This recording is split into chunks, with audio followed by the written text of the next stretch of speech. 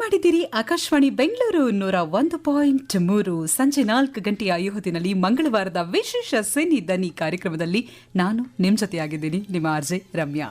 ಬಹಳಷ್ಟು ಸಿನಿಮಾದ ಪೋಸ್ಟರ್ಗಳ ಮೂಲೆಯಲ್ಲೊಂದು ಪುಟ್ಟದಾಗಿ ಮಣಿ ಎನ್ನುವ ಮುದ್ದಾದ ಸಿಗ್ನೇಚರ್ ಇರೋದನ್ನ ಬಹುಶಃ ನೀವೆಲ್ಲರೂ ಗಮನಿಸಿರ್ತೀರಾ.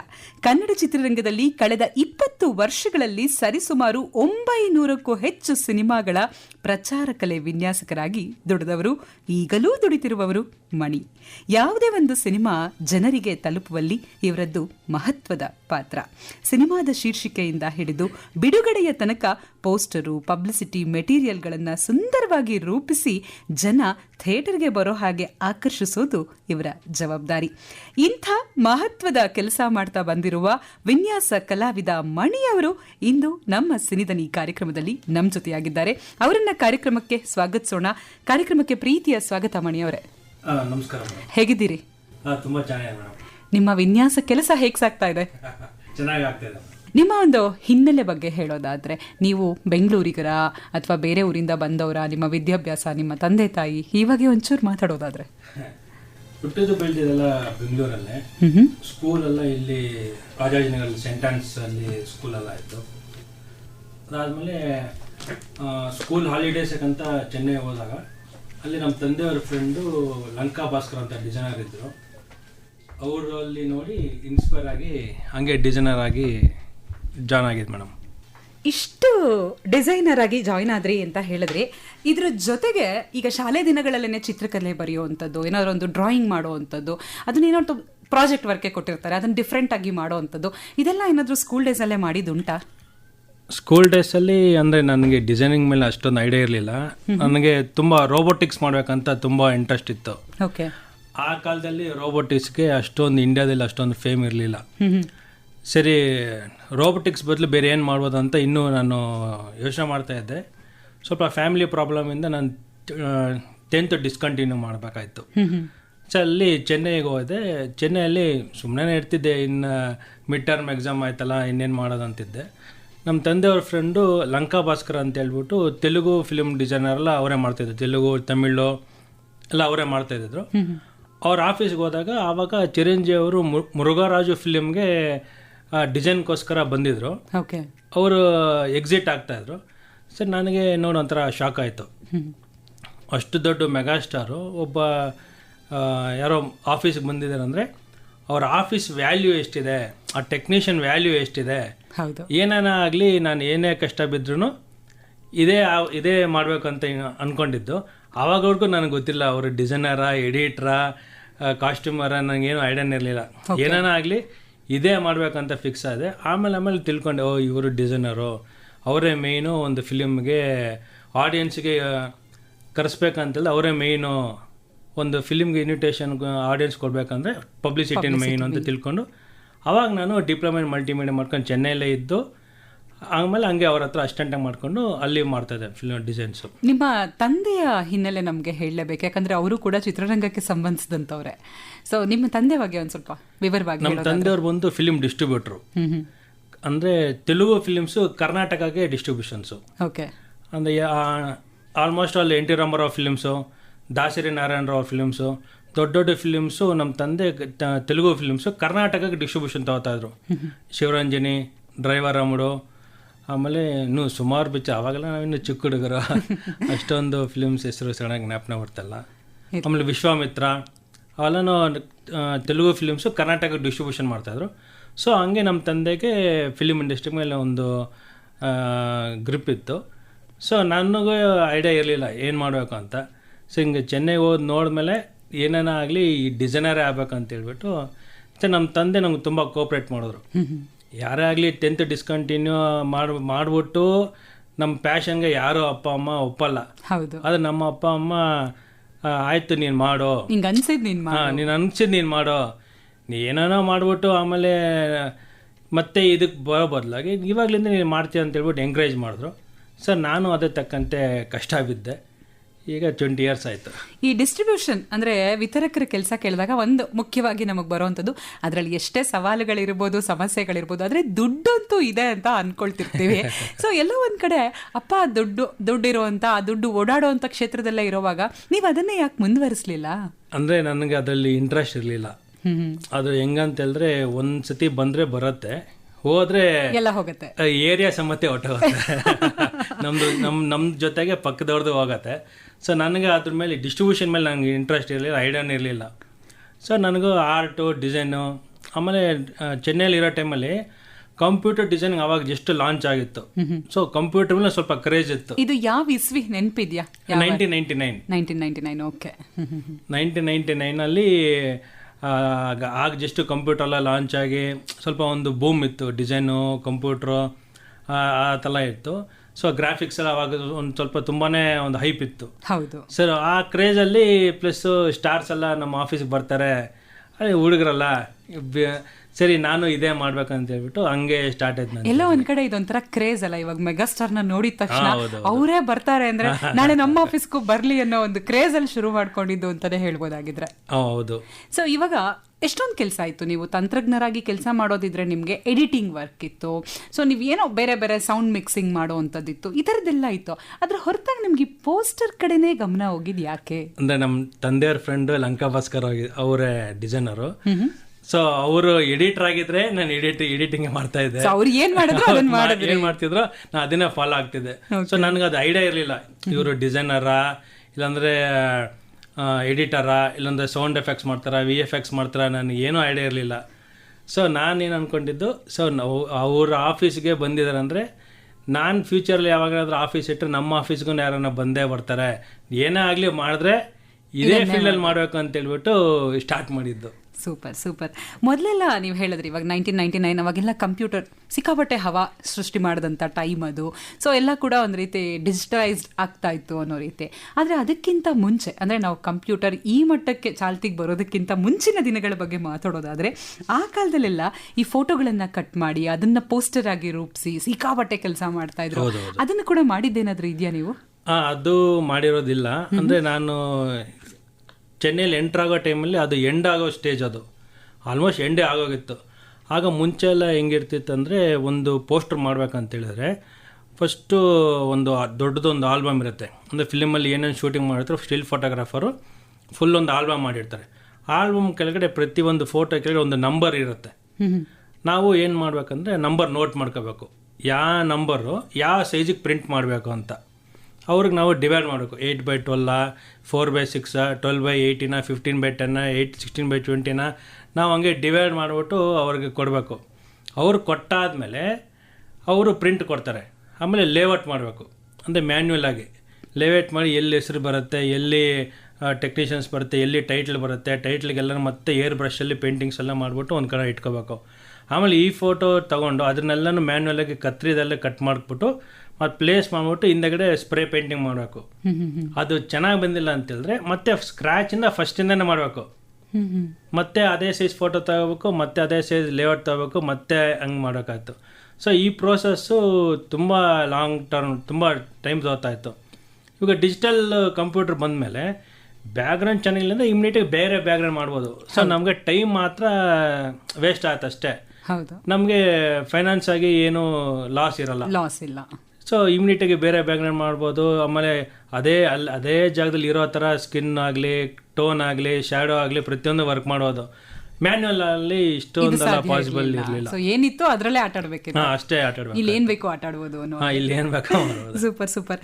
ನೀವು ಪೋಸ್ಟರ್ ಮಾಡುವಂಥ ಕೆಲಸಕ್ಕೇನೋ ಲಂಕಾ ಭಾಸ್ಕರ್ ಅವರ ಒಂದು ನೇಪಥ್ಯದಲ್ಲಿ ನೀವು ಆ ಕೆಲಸಕ್ಕೆ ಇಳಿದಿದ್ದು ಆಯಿತು. ನೀವೇ ಸ್ವತಃ ಯಾರ ಸಹಾಯವೂ ಇಲ್ಲದಂತೆ ಮಾಡಿದಂಥ ಮೊದಲ ಪೋಸ್ಟರ್ ಬಗ್ಗೆ ನೆನಪಿದೆಯಾ? ಅಂದರೆ ಅಲ್ಲಿ ಕಲ್ತಾದ್ಮೇಲೆ ಸುಮಾರು ಎಕ್ಸ್ಪೆರಿಮೆಂಟ್ ಮಾಡ್ತಾ ಇದ್ವಿ. ಸೊ ಆಗ ಜಸ್ಟ್ ಫೋಟೋಶಾಪ್ ಕಲ್ತಿದ್ವಿ.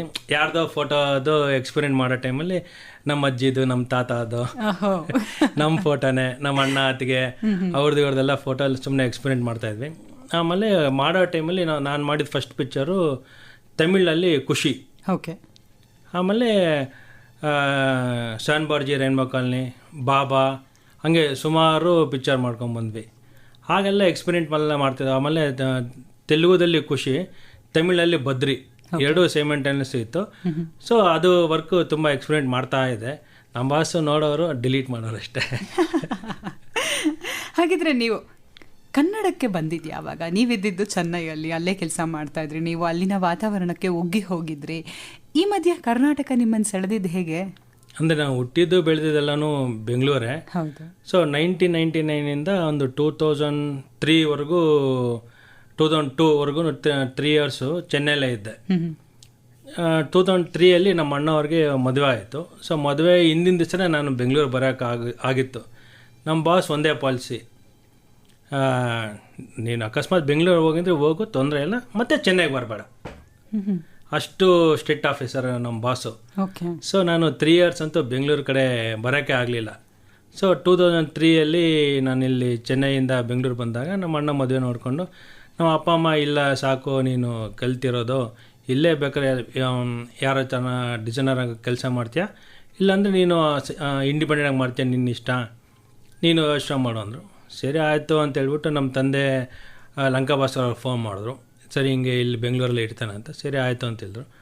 ಆಮೇಲೆ ಇಲ್ಲಿ ನನಗೆ ಆಗಲೇ ಇಮಿಡಿಯೇಟಾಗಿ ಇಂಡಿಪೆಂಡೆಂಟಾಗಿ ಮಾಡೋ ಇಂಟ್ರೆಸ್ಟ್ ಇರಲಿಲ್ಲ. ಸೊ ಇಲ್ಲಿ ಲಂಕಾ ಭಾಸ್ಕರ್ ಅವ್ರ ಜೊತೆ ಅವ್ರ ಜೂನಿಯರ್ ಬಂದು ಮಸ್ತಾನ್ ಸಾರ್ ಅಂತಿದ್ರು, ಡಿಸೈನರ್ ಕರ್ನಾಟಕಕ್ಕೆ. ಇವರಿಬ್ರು ಗಂಗಾಧರ್ ಸಾರ್ ಅವ್ರ ಜೊತೆ ಅಸಿಸ್ಟೆಂಟ್ಸು.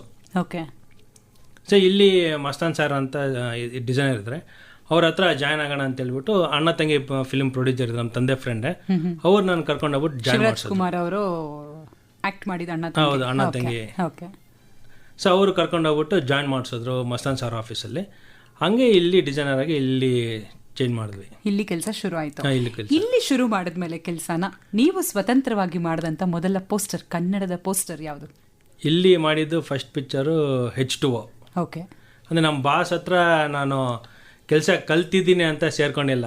ಅವರು ಪ್ರಭಾಕರ್ ಸರ್ ಹೇಳಿದ್ರು, ನಿಂಗೆ ಕೆಲಸ ಕಲ್ತಿದ್ದೀನಿ ಅಂತ ಹೇಳಿದ್ರೆ ನಿಂಗೆ ಕೆಲಸ ಸೇರಿಸ್ಕೊಳಲ್ಲ, ಕೆಲಸ ಕಲಿಬೇಕು ಅಂತ ಅಲ್ಲಿ ಜಾಯ್ನ್ ಆಗೋ, ಅವಾಗ ನಿನಗೆ ಒಂದು ಆಪರ್ಚುನಿಟಿ ಸಿಗತ್ತೆ ಅಂತ ಹೇಳಿದ್ರು.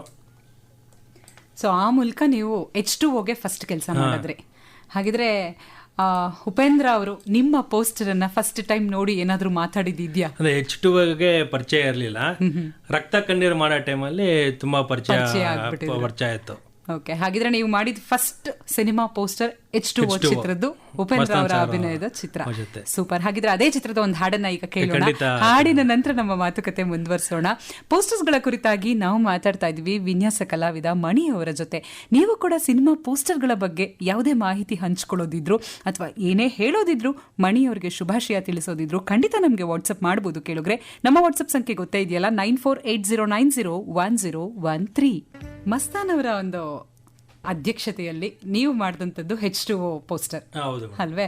ಸೊ ಈ ರೀತಿ ಎಷ್ಟು ಕೆಲಸ ಮಾಡಿದ್ರಿ ನೀವು ಅವರ ಒಂದು ನೇತೃತ್ವದಲ್ಲಿ? ಮಸ್ತಾನ್ ಸರ್ ಹತ್ರ ಆಲ್ಮೋಸ್ಟ್ 1.5 ಇಯರ್ ವರ್ಕ್ ಮಾಡಿದ್ವಿ.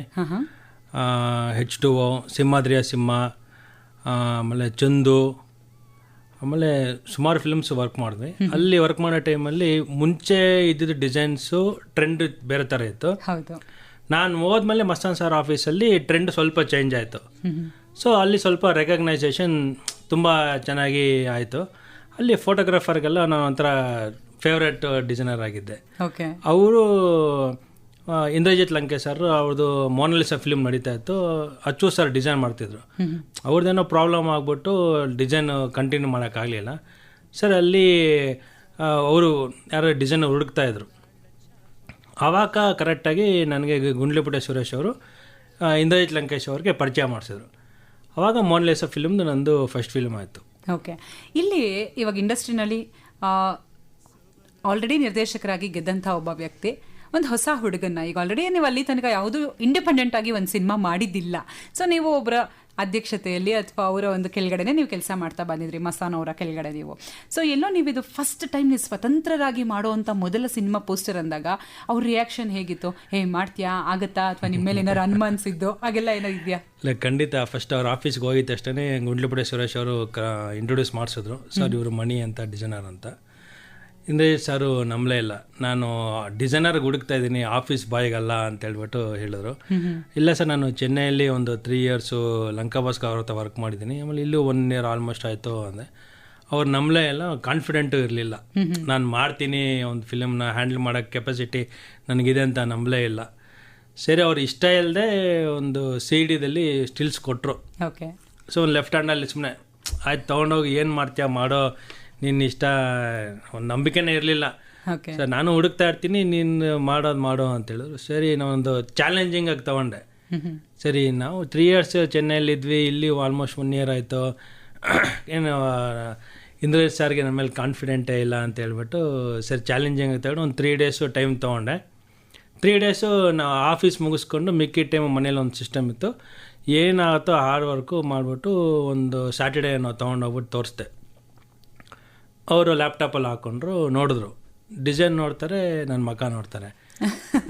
ಒಂದು 6-7 ಡಿಸೈನ್ಸ್ ಮಾಡಿದ್ದು ಎಲ್ಲ ನೋಡ್ಬಿಟ್ಟು ಫಸ್ಟ್ ಕ್ವಶನ್ ಕೇಳಿದ್ದು, ಯಾರು ಮಾಡಿದ್ದು ಅಂತ. ಸೊ ಇಲ್ಲ ಸರ್ ನಾನೇ ಮಾಡಿದ್ದು ಅಂದೆ. ಕರೆಕ್ಟಾಗಿ ಹೇಳ್ರಿ ಅಂದರು. ಇಲ್ಲ ಸರ್ ನಾನೇ ಮಾಡಿದ್ದು, ಚೆನ್ನೈಲೆಲ್ಲ ಇದೆ, ನಾನು ಡಿಸೈನರ್ ಮಾಡಿದ್ದೆ, ಇಲ್ಲಿ ಮಸ್ತಾನ್ ಸರ್ ಹತ್ರ ಇದ್ದೀನಿ ಅಂದೆ.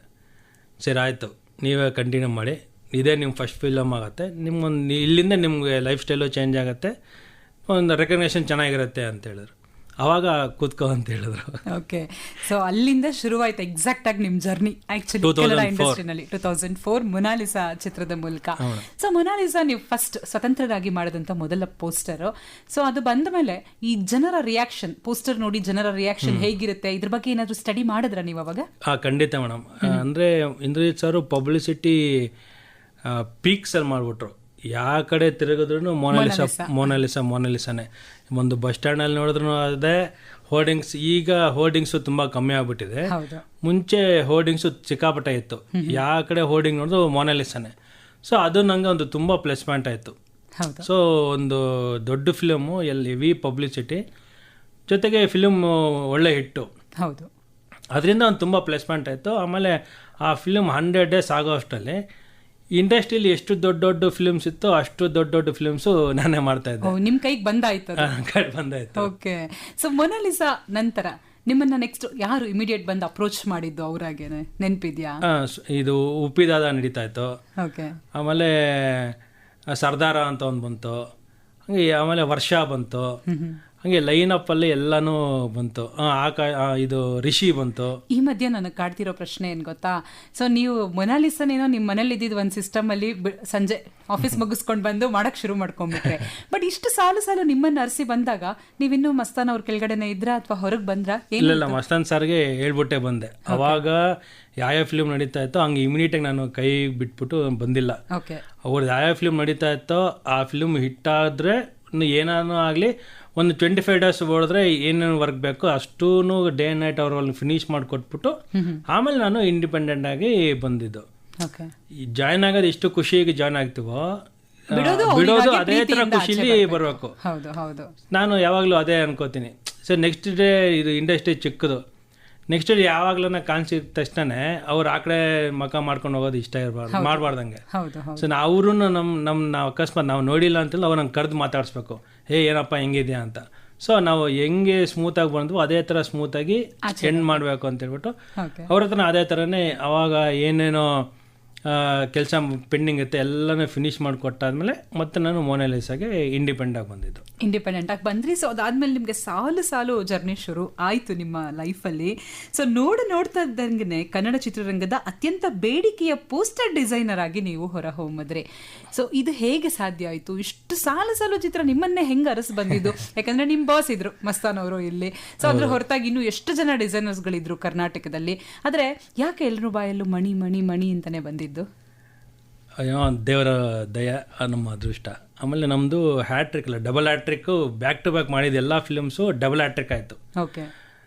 ಮೊನಾಲಿಸಾ, ಮೌರ್ಯ, ರಿಷಿ, ಆಕಾಶು, ಅಣ್ಣ ತಂಗಿ, ಅಮೃತಧಾರೆ, ಈ ಒಂದು ಸೀರೀಸ್ ಏನೇನಿತ್ತು ಆ ಸೀರೀಸ್ ಫುಲ್ಲೂ ಹಿಟ್ಗಳೇ. ಅದು ಒಂದು ತುಂಬ ಪ್ಲಸ್ ಪಾಯಿಂಟ್ ಆಯಿತು. ಆಮೇಲೆ ಮಾಡ್ತಾ ಒಬ್ಬನ ಕೈಲಿ ಹ್ಯಾಂಡಲ್ ಮಾಡೋಕ್ಕಾಗ್ತಿರ್ಲಿಲ್ಲ. ಆಮೇಲೆ ಸ್ಕ್ಯಾನ್ ಮಾಡೋದು ಒಂದು ಲಾಂಗ್ ಪ್ರೊಸೆಸ್ಸು. ಸೊ ನಾನು ಆವಾಗ 2-3 ಜನರು ಅಸಿಸ್ಟೆಂಟ್ಸ್ ಆಗಿ ಆವಾಗ ಹಂಗೆ ಜಾಯ್ನ್ ಆದರು. ಸರ್ ಹಂಗಂಗೆ ಡೆವಲಪ್ ಮಾಡ್ಕೊಂಡು ಸೊ ಅದು ಇಲ್ಲಿ ತನಕ ತಂದು ನಿಲ್ಲಿಸಿದೆ. ಸೊ ನೀವು ಒಬ್ಬರ ಕೈಲಿ ಕೆಲಸ ನಿಭಾಯಿಸಕ್ಕಾಗದೆ ಅಸಿಸ್ಟೆಂಟ್ಸ್ನ ತಗೊಳ್ಳೋ ಅಂತ ಪರಿಸ್ಥಿತಿ ಬಂದ್ಮೇಲೆ ನೀವು ಅಫ್ಕೋರ್ಸ್ ನೀವು ಒಂದು ಆಫೀಸ್ ಕೂಡ ಮಾಡಬೇಕಾಗೇ ಬರುತ್ತೆ. ಸೊ ಮನೇಲಿರೋ ಒಂದು ಸಿಸ್ಟಮ್ ಅಲ್ಲಿ ಇದನ್ನೆಲ್ಲ ಮೇಂಟೈನ್ ಮಾಡೋಕ್ಕಾಗಲ್ಲ. ಸೊ ನೀವು ಕಚೇರಿಯನ್ನ ಮೊದಲ ಬಾರಿಗೆ ತೆರೆದಿದ್ದು ಎಲ್ಲಿ, ಹೇಗೆ? ಅಂದರೆ ಫಸ್ಟ್ ನಾನು ಸ್ಟಾರ್ಟ್ ಮಾಡೋ ಟೈಮಲ್ಲಿ ನನ್ನ ರೂಮಲ್ಲೇ ಚಿಕ್ಕದಾಗ ಒಂದು ಸಿಸ್ಟಮ್ ಇಟ್ಕೊಂಡು ಸ್ಟಾರ್ಟ್ ಮಾಡಿದ್ದು. ಆಮೇಲೆ ನಂದು ಮನೆ ಏನಿತ್ತು ಮನೆನೇ ಟೋಟಲ್ ಆಗಿ ಆಫೀಸ್ ಆಗಿ ಚೇಂಜ್ ಮಾಡಿಬಿಟ್ವು. ಓಕೆ 3 BHK ಇತ್ತು. 3 BHKನೂ ಫುಲ್ ಸಿಸ್ಟಮ್ಸು ಒಂದು 10 ಮೆಂಬರ್ಸ್ ಇದ್ರು ಅಸ್ಟೆಂಟ್ಸ್ ಆಗಿ. 2 ಜನರು ಬರೀ ಆಫೀಸ್ ಬಾಯ್ ಆಗಿದ್ರು. ಸೊ ಮೇಂಟೆನೆನ್ಸ್ಗೆ ಓಡಾಡೋಕ್ಕೆ, ಆಮೇಲೆ ಮುಂಚೆ ಡಿಸೈನ್ ಮಾಡಿಬಿಟ್ಟು ಆ ಡಿಸೈನ್ ಮೇಲಲ್ಲಿ ಈಗ ಮೇಲು ಆಗ ಆ CD ತೊಗೊಂಡು ಪ್ರಿಂಟಿಂಗ್ ಅವರ ಆಫೀಸ್ಗೆ ನಾವೇ ಕೊಡಬೇಕಾಯ್ತು, ಏಜೆನ್ಸಿ ಅವ್ರಿಗೆ ನಾವೇ ಕೊಡಬೇಕಾಯ್ತು. ಸೊ ಅಲ್ಲಿ ಹೋಗೋಕ್ಕಂತೂ ಒಬ್ಬರು ಇಬ್ಬರು ಬೇಕಂತ ಹೇಳ್ಬಿಟ್ಟು ಒಂದು 10 ಜನರು ಇದ್ರು ಆಗ ಸ್ಟಾಫ್. 10 ಜನ ಸ್ಟಾಫು. ಸೊ ಈ ರೀತಿ ಶುರುವಾದಂಥ ನಿಮ್ಮ ಜರ್ನಿಯನ್ನು ನಿಮ್ಮ ತಂದೆ ತಾಯಿ ನೋಡಿ ಅಂದು ಹೇಗೆ ಅವರು ಭಾವುಕರಾಗಿರ್ಬೋದು ಅಥವಾ ಹೇಗೆ ಅವ್ರು ಸಂತಸ ವ್ಯಕ್ತಪಡಿಸಿರ್ಬೋದು ನಿಮ್ಮ ಜರ್ನಿ ಬಗ್ಗೆ? ಇಲ್ಲ, ಅವ್ರಿಗೆ ತುಂಬ ಖುಷಿ ಇದೆ. ನಮ್ಮ ತಂದೆಗಂತೂ ತುಂಬ ಖುಷಿ, ಅದ್ರ ಬಗ್ಗೆ ಬೇರೆ ಮಾತೇ ಇಲ್ಲ. ಯಾವುದೇ ಒಂದು ಪೋಸ್ಟರ್ ನೋಡಿದಾಗ ಹೀರೋ ಹೇಗೆ ಇರಲಿ ಅವನನ್ನು ಚಂದ ಕಾಣಿಸುವಂಥ ಕೆಲಸ ನೀವು ಮಾಡಿರ್ತೀರಿ ಅಲ್ವೇ? ಸೊ ಪೋಸ್ಟರ್ ನೋಡಿದ ತಕ್ಷಣ ಇಷ್ಟ ಆಗಬೇಕಷ್ಟೇ, ಫೈನಲಿ ಇಷ್ಟ ಆಗಬೇಕು ಪೋಸ್ಟರ್ ನೋಡೋ ಅಂಥವ್ರಿಗೆ. ಸೊ ಈ ಥರ ಎಷ್ಟೋ ಹೀರೋಗಳ ಒಂದು ಪೋಸ್ಟರ್ಸ್ಗಳನ್ನು ನೀವು ಮಾಡಿದ್ದೀರಿ, ಸೊ ಅದನ್ನು ಕೊಟ್ಟಿದ್ದೀರಿ. ಈ ಹೀರೋಗಳ ಜೊತೆ ನಿಮ್ಮ ಒಡನಾಟ ಏನಾದರೂ ಇರುತ್ತಾ? ಅಂದರೆ ನಾವು ಜಾಸ್ತಿ ಆನ್ ಫ್ರೇಮಿಗೆ ಬರಲ್ಲ, ಆಮೇಲೆ ಫೋಟೋ ಸೆಷನ್ಗೆ ಒಂದೊಂದು ಫಿಲ್ಮ್ಗೆ ಬರ್ತೀವಿ. ಈ ಥರದ್ದು ವಿಷ್ಣುವರ್ಧನ್ ಸರ್ದು ವರ್ಷ ಫಿಲ್ಮ್ ಮಾಡಿದ್ವಿ ಆಗ ಇನಿಷಿಯಲ್ ಟೈಮಲ್ಲಿ. ಆಗಲೇ ನಾವು ಸ್ವಲ್ಪ ಟೆಕ್ನಾಲಜಿ ಎಲ್ಲ ಯೂಸ್ ಮಾಡ್ಕೊಂಬಿಟ್ಟು ಇಲ್ಲಿ ಸ್ಕಿನ್ನು ಆಮೇಲೆ ಐ ಕೆಳಗಡೆ ಲೈಟಾಗಿ ಒಂದು ಬಲ್ಜ್ ಥರ ಇರುತ್ತೆ. ಹೌದು. ಸೊ ಅದನ್ನೆಲ್ಲ ನೀಟಾಗಿ ಎತ್ಬಿಟ್ಟು ಸ್ಮೂತಾಗಿ ಮಾಡಿಬಿಟ್ಟು ಸ್ವಲ್ಪ ಹೆಂಗಾಗಿ ತೋರಿಸಿದೆ. ಅಂದರೆ ವಿಷ್ಣು ಸರ್ ಹೆಂಗೆ ಯಾವಾಗ್ಲೂ ನಾವು ಪೋಸ್ಟರ್ಸಲ್ಲಿ ನಮ್ಮ ಕೈಲಿ ಏನಾಗುತ್ತೋ ದಿ ಬೆಸ್ಟು ಹೆಂಗಾಗಿ ತೋರಿಸಿದ್ವಿ. ಪೋಸ್ಟರ್ಸ್ ಎಲ್ಲ ಪ್ರಿಂಟ್ ಆದಮೇಲೆ ರಜನಿ ಸಾರು ಫೋನ್ ಮಾಡಿದ್ರು ರಾಕ್ಲೈನ್ ಸಾರ್ಗೆ, ಯಾರು ಮೇಕಪ್ ಮ್ಯಾನು ಚೆನ್ನಾಗಿ ಮೇಕಪ್ ಮಾಡಿದ್ದಾರೆ ಯಾರು ಅಂತ. ಇಲ್ಲ ಮೇಕಪ್ ಮ್ಯಾನು ರೆಗ್ಯುಲರೇ, ಆದರೆ ಡಿಸೈನರು ಮಣಿ ಅಂತ ಹೇಳ್ಬಿಟ್ಟು ಹುಡುಗ ಅವನು ಎಲ್ಲ ಟೋಟಲಾಗಿ ಈ ಥರ ಡಿಸೈನಲ್ಲಿ ವರ್ಕ್ ಮಾಡಿರೋದು ಅಂತ ಹೇಳ್ಬಿಟ್ಟು ಅವ್ರು ಹೇಳಿದ್ರು. ರಾಕ್ಲೈನ್ ಸರ್ ಇಮಿಡಿಯೇಟಾಗಿ ಫೋನ್ ಮಾಡಿ ಕೇಳಿದ್ರು, ಏನಪ್ಪ ಪೋಸ್ಟರ್ಸ್ ಹಿಂಗೆ ಬಂದುಬಿಟ್ಟಿದೆ ಅಂದರು. ನಮ್ಗೆ ಒಂಥರ ಟೆನ್ಷನ್, ಏನು ಸರ್ ಏನಾಯ್ತು ಬೈತಾ ಇದ್ರು ಅಂತ. ಇಲ್ಲಲ್ಲ, ಈಗ ಜಸ್ಟ್ ರಜನಿ ಸರ್ ಫೋನ್ ಮಾಡಿದ್ರು, ಇಲ್ಲಿ ವಿಷ್ಣು ಸರ್ದು ವರ್ಷ ಪೋಸ್ಟರ್ಸ್ ಎಲ್ಲ ನೋಡಿದ್ರು, ತುಂಬ ಚೆನ್ನಾಗಿದೆ ಅಂತ ಹೇಳಿದ್ರು, ಅದಕ್ಕೆ ನಿನಗೆ ಒಂದು ಮಾತು ತಿಳಿಸ್ತಾ ಇದ್ದೀನಿ ಅಂತ ಹೇಳಿದ್ರು. ಅದೊಂಥರ ತುಂಬ ಖುಷಿಯಾಯಿತು. ಖಂಡಿತ. ಈ ಮಧ್ಯೆ ನೀವು ಈಗ ವಿಷ್ಣು ಸರ್ ಅವರು ಹೇಳಿದ್ರಿ, ವಿಷ್ಣು ಸರ್ ಆದಿಯಾಗಿ ರವಿಚಂದ್ರನ್ ಅವರು, ಶಿವರಾಜ್ ಕುಮಾರ್ ಅವರು, ಸುದೀಪ್ ಅವರು, ಹೀಗೆ ಸಾಲು ಸಾಲು ಸೂಪರ್ ಹಿಟ್ ನಟರ ಪೋಸ್ಟರ್ಗಳಿಗೆ ನೀವು ಕೆಲಸ ಮಾಡಿದ್ದೀರಿ. ಅಟ್ ಎ ಟೈಮ್ ನೀವು ಹೊಸಬರ ಪೋಸ್ಟರ್ಗಳನ್ನು ಕೂಡ ಮಾಡಿಕೊಟ್ಟಿದ್ದೀರಿ. ಈ 2 ಪೋಸ್ಟರ್ಗಳ ಕೆಲಸದಲ್ಲಿ ಏನಾದರೂ ನಿಮಗೆ ವ್ಯತ್ಯಾಸ ಅಂತ ಅನ್ಸುತ್ತಾ? ಖಂಡಿತ. ಈಗ ಹೊಸಬರದು ಅಂತ ಹೇಳಿದ್ರೆ ನಾವು ಅದ್ರ ಮೇಲೆ ಏನೋ ಒಂದು ಸ್ವಲ್ಪ ಎಫರ್ಟ್ ಹಾಕಬೇಕು, ಏನೋ ಒಂದು ಸ್ಪೆಷಾಲಿಟಿ ಇದೆ ಇದು ಪೋಸ್ಟರ್ ಅಂತ ನೋಡ್ತಾರೆ. ಈಗ ಬೇರೆ ಈಗ ಫೆಮಿಲಿಯರ್ ಹೀರೋಸ್ದು ಬರೀ ಒಂದು ಫೇಸ್ ಹಾಕ್ಬಿಟ್ಟು ಬ್ಯಾಕ್ಗ್ರೌಂಡ್ ಏನೋ ಸಿಂಪಲ್ಲಾಗಿ ಅವ್ರದ್ದು ಫೇಸ್ ಹೈಲೈಟ್ ಆಗೋ ಥರ ಬ್ಯಾಕ್ಗ್ರೌಂಡ್ ಹಾಕ್ಬಿಟ್ಟು ಸುಮ್ಮನೆ ಟೈಟ್ಲ್ ಹಾಕಿದ್ರು ಅವ್ರ ಹೀರೋ ಅವ್ರ ಫೇಸಿಂದ ಪೋಸ್ಟರ್ಸು ಹಿಟ್ ಆಗ್ಬಿಡುತ್ತೆ, ಜನರು ಬರ್ತಾರೆ. ಸೊ ಹೊಸಬರ್ದು ಪೋಸ್ಟರ್ಸ್ ನೋಡ್ಬೇಕಂತ ಹೇಳಿದ್ರೆ ಅದು ಏನೋ ಒಂದು ವಿಶೇಷತೆ ಇರಬೇಕು. ಬ್ಯಾಕ್ಗ್ರೌಂಡು, ಇವ್ರ ಸ್ಕಿನ್ ಟೋನು ಇಲ್ಲ ಅಂತ ಹೇಳಿದ್ರೆ ಅವ್ರ ಹಾಕೊಂಡಿರೋ ಬಟ್ಟೆನೋ ಎಫೆಕ್ಟೋ ಏನೋ ಒಂದು ಕೊಟ್ಟರೆ 1 ನಿಮಿಷ ಅದು ನೋಡೋ ಥರ ಏನೋ ಮಾಡಬೇಕು. ಸೊ ನಮಗೆ ಡಬಲ್ ದಿ ಎಫರ್ಟು ಹೊಸಬ್ರ ಮೇಲೆ ನಾವು ಟೈಮ್ ಇನ್ವೆಸ್ಟ್ ಮಾಡಲೇಬೇಕು. ಖಂಡಿತ. ನೀವು ಮಾಡಿದಂಥ ಇವಾಗ ನೀವು ಅಂದ್ಕೊಂಡ್ರಿ, ಸೊ ನೋಡಿದ ತಕ್ಷಣ ಅನ್ನಿಸ್ಬೇಕು, 1 ನಿಮಿಷ ನಿಂತು ಪೋಸ್ಟರ್ ಕಡೆ ಜನ ಅವ್ರ ಕಣ್ಣನ್ನು ಅರಳಿಸಿ ನೋಡಬೇಕು. ಈ ರೀತಿ ಆಗಬೇಕು ಅಂದಾಗ ನೀವು ಮಾಡಿದಂಥ ಪೋಸ್ಟರ್ನ ಯಾರಿಗೆ ತೋರಿಸಿ ಫಸ್ಟ್ ನೀವು ಅವ್ರ ಒಪಿನಿಯನ್ ತಗೊಳ್ತೀರಾ? ಅಂದರೆ ಡೈರೆಕ್ಟ್ರಿಗೆ ತೋರಿಸ್ತೀವಿ. ಡೈರೆಕ್ಟ್ರು ಎಕ್ಸಾಂಪಲ್ ಈಗ ಪಟ್ರೇಲ್ ಹೌಸ್ ಪದ್ಮ ಅಂತ ಒಂದು ಫಿಲ್ಮ್ ಮಾಡಿದ್ವಿ. ಡೈರೆಕ್ಟ್ರಿಗೆ ಒಂದು ಪೋಸ್ಟರ್ ತೋರಿಸಿದ್ವಿ. ಡೈರೆಕ್ಟ್ರ್ ನೋಡ್ಬಿಟ್ಟು ಈ ಥರ ಎಲ್ಲ ಪೋಸ್ಟರ್ ಬೇಡ ಅಂತ ಹೇಳ್ಬಿಟ್ಟು ಹೊರಟ್ಬಿಟ್ರು. ಚೆನ್ನಾಗೇ ಇದೆಯಲ್ಲ ಅಂತ ಮತ್ತೆ ರಿಟರ್ನ್ ಬಂದರು. ಅಂದರೆ ಇದು ಚೆನ್ನಾಗಿದೆ, ಈ ಹೈಪು ನೀವು ಒಂದು ಪೋಸ್ಟರ್ ಕೊಟ್ಟರೆ ಇದೇ ಹೈಪು ಎಲ್ಲ ಪೋಸ್ಟರ್ ಕೊಡ್ತೀನಿ ಅಂತ ಗ್ಯಾರಂಟಿ ಇಟ್ಟರೆ ನಾನು ಇದು ಕಂಟಿನ್ಯೂ ಮಾಡ್ತೀನಿ, ಇಲ್ಲದ್ರೆ ಈ ಪೋಸ್ಟರ್ ಬೇಡ ಬೇಡ ಅಂತ ಹೇಳಿದ್ರು. ಇಲ್ಲ ಸರ್ 100% ಇದು ಮಾಡೋಣ ಅಂತ ಹೇಳ್ಬಿಟ್ಟು ಹೇಳಿದ್ವಿ.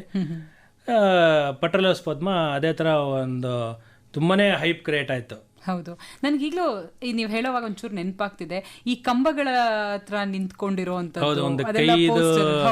ಮರದ್ದು ಮರ ಹಂಗೇನೆ ಕೈ ತರ ಇರುತ್ತೆ, ಈ ಕಡೆ ಆ ಕಡೆ ಎಲ್ಲ ಅದೇ ತರ ಹೀರೋ ನಿಂತ್ಕೊಂಡು ಕೈ ಹಿಂಗ ಓಪನ್ ಮಾಡಿರ್ತಾರೆ. ಅದೇ ಫಸ್ಟ್ ಪೋಸ್ಟ್ರು. ಅದು ಟಿ ಜಂಕ್ಷನ್ ಅಲ್ಲಿ ಹಾಕಿದ್ವಿ 40x40ಗೆ. ಅದು ತುಂಬಾನೇ ಹೈಪ್ ಕ್ರಿಯೇಟ್ ಮಾಡಿರುವಂಥದ್ದು.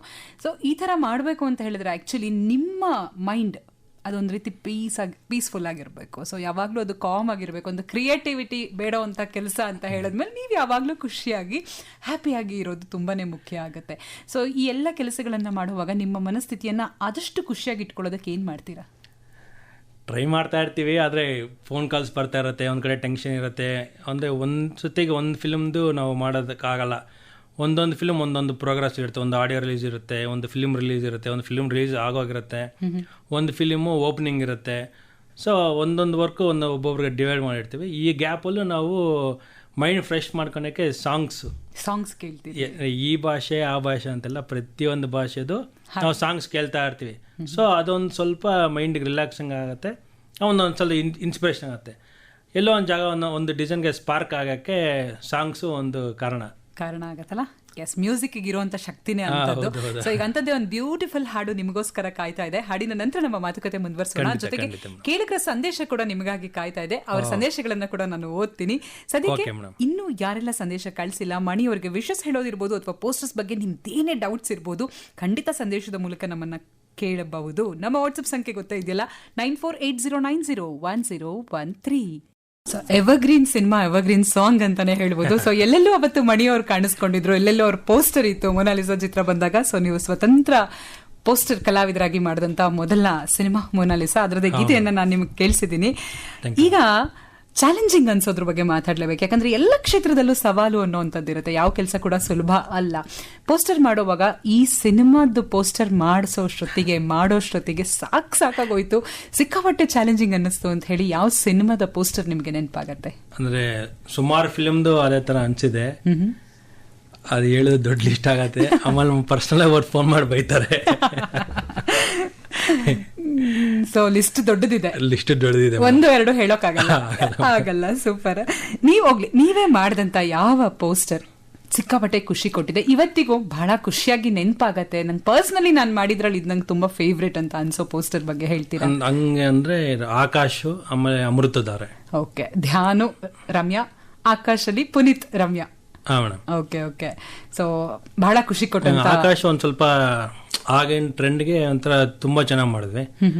ಅಪ್ಪು ಸರ್ ತುಂಬಾ ಮೆಚ್ಕೊಂಡ್ರು. ಅವ್ರದ್ದು ಟಿ ಶರ್ಟ್ ಕಲರ್ ಏನಿತ್ತು ಅದೇ ಕಲರ್ನ ಬ್ಯಾಕ್ ಡ್ರಾಪ್ ಹಾಕಿ, ಅವ್ರದ್ದು ಬ್ಲಾಕ್ ಒಂದು ಸ್ಟ್ರಿಪ್ ಇರುತ್ತೆ, ಅದೇ ಹಂಗೆ ಸ್ಟ್ರಿಪ್ ಕಂಟಿನ್ಯೂ ಮಾಡ್ಬಿಟ್ಟು ಬ್ಯಾಕ್ ಗ್ರೌಂಡ್ ಎಲ್ಲ ಫುಲ್ ಅದೇ ತರ ಮಾಡಿದ್ವಿ. ಅಪ್ಪು ಸರ್ ನೋಡಿ ತುಂಬಾನೇ ಖುಷಿ ಪಟ್ರು, ತುಂಬಾ ಚೆನ್ನಾಗಿದೆ ಅಂತ ಹೇಳಿದ್ರು. ಓಕೆ, ಪರ್ಸನಲ್ ಆಗಿ ನಿಮ್ಮ ಹತ್ರ ಮಾತಾಡಿದ್ರ ಅಪ್ಪು ಸರ್ ಅವಾಗ? ಅಪ್ಪು ಸರ್ ಸುಮಾರು ಫಿಲ್ಮ್ ವರ್ಕ್ ಮಾಡಿದ್ವಿ. ಓಕೆ, ಮೌರ್ಯ ಇಂದ ವರ್ಕ್ ಮಾಡಿದ್ವಿ. ಒಂದು 5-6 ಪಿಕ್ಚರ್ ಅವ್ರ ಸ್ವಂತ ಬ್ಯಾನರ್ ಅವ್ರದ್ದು ಮಾಡಿದ್ವಿ. ಸೊ ಅಪ್ಪು ಸರ್ ಅಂದ್ರೆ ಒಂಥರ ಅಭಿಮಾನ. ಸೊ ನೀವು ಕಾರ್ಯಕ್ರಮದ ಪ್ರಾರಂಭದಲ್ಲೇ ಹೇಳಿದ್ರಿ, ನಾನು ಯಾಕೆ ಈ ಫೀಲ್ಡ್ ನೀವು ಬಂದ್ರಿ ಅಂತ ಕೇಳಿದಾಗ್ಲೇ ಮೆಗಾಸ್ಟಾರ್ ಚಿರಂಜೀವಿ ಅವರು ಅವತ್ತ ಆಫೀಸಿಗೆ ಬಂದಿದ್ರು. ಮೇ ಬಿ ಎಲ್ರು ನಮ್ಮ ಆಫೀಸಿಗೆ ಬರ್ತಾರೆ, ನಾನು ಒಂದೇನೋ ಮಾಡಿದ್ರೆ ಅನ್ನೋ ಕಾರಣಕ್ಕೆ ನಾನು ಹೋದೆ ಅಂತ ಹೇಳಿದ್ರಿ. ಬಂದ್ರ ಸುಮಾರು ಜನ ನಿಮ್ಮ ಆಫೀಸಿಗೆ? ಸುಮಾರು ಜನರು ಬಂದ್ರು. ಉಪ್ಪಿ ಸರ್ ಬಂದಿದ್ದಾರೆ, ಶಿವಣ್ಣ ಅವ್ರು ಬಂದಿದ್ದಾರೆ, ಆಮೇಲೆ ಯಶ್ ಅವ್ರದ್ದು ಫಸ್ಟ್ ಪಿಕ್ಚರ್ ಮಾಡಿದೆ ನಾವು. ಆಮೇಲೆ ಗಣೇಶ್ ಅವ್ರದ್ದು ಫಸ್ಟ್ ಪಿಕ್ಚರ್ ಮಾಡಿದೆ ನಾವು. ಸೊ ಹಂಗೆ ಸುಮಾರು ಜನರು ಬಂದಿದ್ದಾರೆ. ದುನಿಯಾ ವಿಜಯ್ ಬಂದಿದ್ದಾರೆ, ಅವ್ರದ್ದು ಈಗ ಲೇಟೆಸ್ಟ್ ಸಲಾಗ ಅವ್ರದ್ದು ಫಸ್ಟ್ ಪಿಕ್ಚರ್ ಡೈರೆಕ್ಷನ್ ಮಾಡಿದೆ ನಾವೇನೆ. ಹಂಗೆ ಸುಮಾರು ಫಸ್ಟ್ ಹೀರೋ ಅಂತ ಫಸ್ಟ್ ಡೈರೆಕ್ಟರ್ ಎಲ್ಲರೂ ನಮ್ಮ ಆಫೀಸಲ್ಲಿ ಬಂದಿರ್ತಾರೆ. ಓಕೆ, ಯಾಕಂದ್ರೆ ಈ ಪೋಸ್ಟರ್ ಅನ್ನೋದೇ ಒಂದು ಬೇಸ್ಮೆಂಟ್, ಅದು ಸೊ ಜನಕ್ಕೆ ಫಸ್ಟ್ ಅಟ್ರಾಕ್ಷನ್, ಅದು ಕರೆಕ್ಟ್ ಆಗಿ ಕೆಲಸ ಬೇಸ್ಮೆಂಟ್ ಕರೆಕ್ಟ್ ಆಗಿತ್ತು ಅಂದ್ರೆ ನಂತರ ಎಲ್ಲ ಕರೆಕ್ಟ್ ಆಗಿ ಜೋಡಿಸ್ತಾ ಹೋಗ್ಬೋದು. ಫಸ್ಟ್ ಸ್ಟೆಪ್ಪೇ ಪಬ್ಲಿಸಿಟಿ. ಹೌದು. ಸೊ ಒಂದು ಫಿಲ್ಮ್ ಓಪನ್ ಆಗ್ಬೇಕಂದ್ರೂ ಒಂದು ಮುಹೂರ್ತಕ್ಕೆ ಇನ್ವಿಟೇಷನು, ಆಮೇಲೆ ಪೋಸ್ಟರ್ಸು 6 ಶೀಟು 4 ಶೀಟು, ಆಮೇಲೆ ಪೇಪರ್ ಆಡ್ಸು, ಫಸ್ಟ್ ಈ ತರ ಒಂದು ಫಿಲ್ಮ್ ಓಪನ್ ಆಗ್ತಿದೆ ಅನ್ನೋ ಜನರಿಗೆ ತಿಳಿಸ್ಬೇಕಂದ್ರೆ ಪಬ್ಲಿಸಿಟಿ. ಹೌದು. ಸೊ ಆ ಫಸ್ಟ್ ಸ್ಟೆಪ್ ಇಂದ ಲಾಸ್ಟ್ ಥಿಯೇಟರ್ 100 days ಅಲ್ಲಿವರೆಗೂ ಇರೋದು ಅನ್ನೋವರೆಗೂ ನಾವು ಒಬ್ಬರೇ ಟೆಕ್ನಿಷಿಯನ್, ಸ್ಟಾರ್ಟಿಂಗ್ ಇಂದ ಎಂಡಿಂಗ್ ವರೆಗೂ ಇರೋದು. ಎಲ್ಲರೂ ಔಟ್ ಆಗ್ತಾರೆ, ಬರ್ತಾರೆ, ಅವ್ರ ಕೆಲಸ ಮಾಡ್ಕೊಂಡು ಹೋಗ್ತಾರೆ. ಆದ್ರೆ ಸ್ಟಾರ್ಟಿಂಗ್ ಇಂದ ಎಂಡ್ ವರ್ಗೂ ಇರೋದು ಫಸ್ಟ್ ಪ್ರೊಡ್ಯೂಸರು. ಹೌದು. ನೀವು ಈ ಮಧ್ಯೆ ಎಲ್ಲಾದ್ರೂ ಈಗ ಹೇಳಿದ್ರೆ, ನೀವು ಫಸ್ಟ್ ಒಂದು ಮುಹೂರ್ತದ ಕೆಲಸದಿಂದ ಹಿಡಿದು ಪಬ್ಲಿಸಿಟಿ ಆರಂಭ ಆದ್ರೆ ಪೋಸ್ಟರ್ ಇಂದ ಹಿಡಿದು ಎಲ್ಲವನ್ನೂ ಒಳಗೊಂಡು 100 days ತನಕ ಏನಿರುತ್ತೆ ಎಲ್ಲ ಕೆಲಸ ನಾವು ಮಾಡ್ಕೊಡ್ತೀವಿ ಅಂತ ಹೇಳಿದ್ರಿ. ಎಲ್ಲೋ ಒಂದ್ ಕಡೆ ಮಧ್ಯ ಭಿನ್ನಾಭಿಪ್ರಾಯಗಳು ಬರೋದು, ಬಿಟ್ಟು ಹೋಗೋದು, ಈ ತರದೆಲ್ಲ ಆಗುತ್ತಲ್ಲ ಇಂಡಸ್ಟ್ರಿನಲ್ಲಿ? ಇಲ್ಲ, ಖಂಡಿತ ಇರುತ್ತೆ. ಈಗ ಒಂದು ಹೆಂಗಂದ್ರೆ ಡೈರೆಕ್ಟರ್ಗೆ ಒಂದು ಪೋಸ್ಟರ್ ಇಷ್ಟ ಆಗುತ್ತೆ, ಪ್ರೊಡ್ಯೂಸರ್ಗೆ ಇಷ್ಟ ಆಗಲ್ಲ. ಪ್ರೊಡ್ಯೂಸರ್ ಡೈರೆಕ್ಟರ್ಗೆ ಇಷ್ಟ ಆಯ್ತು ಅನ್ಸುತ್ತೆ, ಹೀರೋ ನಂದು ತುಂಬಾ ಚಿಕ್ಕದಾಗಾಯ್ತು ಅಂತಾರೆ. ಅಂದ್ರೆ ಡೈರೆಕ್ಟ್ರು ದೊಡ್ಡ ಡೈರೆಕ್ಟರ್ ಅಂತ ಇದ್ರೆ ಅವರು ಯಾರನ್ನು ಇಂಟರ್ಫಿಯರ್ ಮಾಡಕ್ ಬಿಡಲ್ಲ, ಯಾರು ಇಂಟರ್ಫಿಯರ್ ಆಗೋದು ಇಲ್ಲ. ಅಪ್ಕಮಿಂಗ್ ಫಸ್ಟ್ ಪಿಕ್ಚರ್ ಡೈರೆಕ್ಷನ್ ಮಾಡ್ತಾ ಇರ್ತಾರೆ ಡೈರೆಕ್ಟ್ರು, ಪ್ರೊಡ್ಯೂಸರ್ ಒಂದು 5-6 ಪಿಕ್ಚರ್ ಮಾಡಿರ್ತಾರೆ. ಸೊ ಆಗ ಡೈರೆಕ್ಟರ್ ಅವ್ರಿಗೂ ಒಂದೊಂದ್ಸತಿ ಆಪರ್ಚುನಿಟಿ ಇರಲ್ಲ, ಮಾತಾಡೋಕ್ಕೂ ಆಗಲ್ಲ. ಫಸ್ಟ್ ಒಂದು ಚಾನ್ಸ್ ಕೊಟ್ಟಿದ್ದಾರೆ, ಹೆಂಗ್ ಬರ್ತಾರೆ ಮಾಡ್ಲಿ ಅಪ್ಪ, ನಮ್ದು ಫಸ್ಟ್ ನಾವು ಕೆಲಸದಲ್ಲಿ ಪ್ರೂವ್ ಮಾಡ್ಕೊಳ್ಳೋಣ ಡೈರೆಕ್ಷನ್ ಅಲ್ಲಿ ಅಂತ ಇರ್ತಾರೆ. ಆ ಟೈಮಲ್ಲಿ ಪ್ರೊಡ್ಯೂಸರ್ ಇನ್ಚಾರ್ಜ್ ತಗೊಂಡು ಪ್ರತಿಯೊಂದು ಪಬ್ಲಿಸಿಟಿಯಲ್ಲಿ ಹೆಡ್ ಆಗಿರ್ತಾರೆ. ಹೀರೋ ಫೇಮಸ್ ಆಗಿದ್ರೆ ಮಿಕ್ಕಿದ ಪ್ರೊಡ್ಯೂಸರ್ ಡೈರೆಕ್ಟರ್ ಹೊಸಬರಾಗಿದ್ರೆ ಹೀರೋನೇ ಮುಂದೆ ಇರ್ತಾರೆ. ಒಂದೊಂದು ಫಿಲಿಮಲ್ಲಿ ಒಂದೊಂದ್ ತರ. ಒಟ್ಟು ಇವರೆಲ್ಲರನ್ನ ನಿಭಾಯಿಸೋದು ನೀವು, ಸಂಭಾಳಿಸ್ಬೇಕು. ಮೇಡಮ್, ಪ್ರೊಡ್ಯೂಸರು, ಡೈರೆಕ್ಟ್ರು, ಆಮೇಲೆ ಹೀರೋ, ಹೀರೋಯಿನ್, ಒಂದೊಂದ್ಸತಿ ಸ್ಟಿಲ್ ಫೋಟೋಗ್ರಾಫರು, ಆಮೇಲೆ ಪ್ರೊಡಕ್ಷನ್ ಮ್ಯಾನೇಜರ್, ಆಮೇಲೆ ಡಿಸ್ಟ್ರಿಬ್ಯೂಟರ್, ಇವ್ರು ಅಷ್ಟು ಜನರಿಗೆ ಒಪ್ಸೋ ಅಷ್ಟರಲ್ಲಿ ಪೋಸ್ಟರ್ ಒಂದೊಂದ್ಸತಿ ಕೆಟ್ಟೋಗಿರತ್ತೆ. ಆಮೇಲೆ ನಾವೇ ಇಲ್ಲ ಸರ್ ಹಿಂಗೆಲ್ಲ ಮಾಡಿದ್ರೆ ಚೆನ್ನಾಗಿರಲ್ಲ ಅಂತ ನಾವು ಅವ್ರಿಗೆ ಕನ್ವಿನ್ಸ್ ಮಾಡಿ, ಆಮೇಲೆ ಒಂದು ನಮ್ದು ಡಿಸೈನಿಂಗ್ ಫೀಲ್ಡ್ ನಮ್ದು ಇರುತ್ತೆ, ಈ ತರ ಮಾಡಿದ್ರೆ ಪೋಸ್ಟರ್ ಚೆನ್ನಾಗಿರುತ್ತೆ ಅಂತ ನಾವು ಫಸ್ಟ್ ಆ ವ್ಯೂವಲ್ಲಿ ಮಾಡಿರ್ತೀವಿ. ಡಿಸ್ಟ್ರಿಬ್ಯೂಟ್ರು ಸ್ವಲ್ಪ ಹೀರೋನ ಇರಬೇಕು, ಈ ತರ ಗ್ಲಾಮರ್ ಆಗಿರ್ಬೇಕು, ಈ ತರ ಫೈಟ್ ಇರಬೇಕು ಅಂತ ಹೇಳ್ಬಿಟ್ಟು ಅವರು ಥಾಟಲ್ಲಿ ಅವ್ರದ್ದಿರುತ್ತೆ. ಸೊ ಒಂದೊಂದ್ಸತಿ ಒಂದೊಂದ್ ತರ ಆಗ್ಬಿಡುತ್ತೆ. ಈ ಕನ್ವಿನ್ಸ್ ಅನ್ನೋ ಪದ ಬಳಕೆ ಮಾಡಿದ್ರೆ ಇದು ಬಹಳ ಮುಖ್ಯವಾಗಿ ಬೇಕಾಗುವಂತದ್ದು. ಅದು ಮನೇಲಿ ಇರ್ಲಿ, ಕೆಲಸದಲ್ಲಿರ್ಲಿ, ಕನ್ವಿನ್ಸ್ ಮಾಡೋ ಕೆಲಸ ಬಹಳ ಕಷ್ಟದ ಕೆಲಸ. ಈ ರೀತಿ ಕನ್ವಿನ್ಸ್ ಮಾಡಿ ನೀವು ಬದಲಾಯಿಸಿ ಆ ಪೋಸ್ಟರ್ ಆಮೇಲೆ ಸೂಪರ್ ಹಿಟ್ ಆಗಿದ್ದು, ಸೊ ಜನ ಹೊಗಳದ್ರಪ್ಪ ಅಂತ ಬಂದ್ ಹೇಳಿ ನಿರ್ದೇಶಕರು, ನಿರ್ಮಾಪಕರು ನಿಮ್ ಬೆನ್ ತಟ್ಟಿದ್ದು, ಆ ತರದ್ ಏನಾದ್ರು ಉದಾಹರಣೆ ಇದೆಯಾ? ಸುಮಾರು ಇದೆ, ಅದು ಹೆಸರುಗಳು ಹೇಳೋದು ಬೇಡ.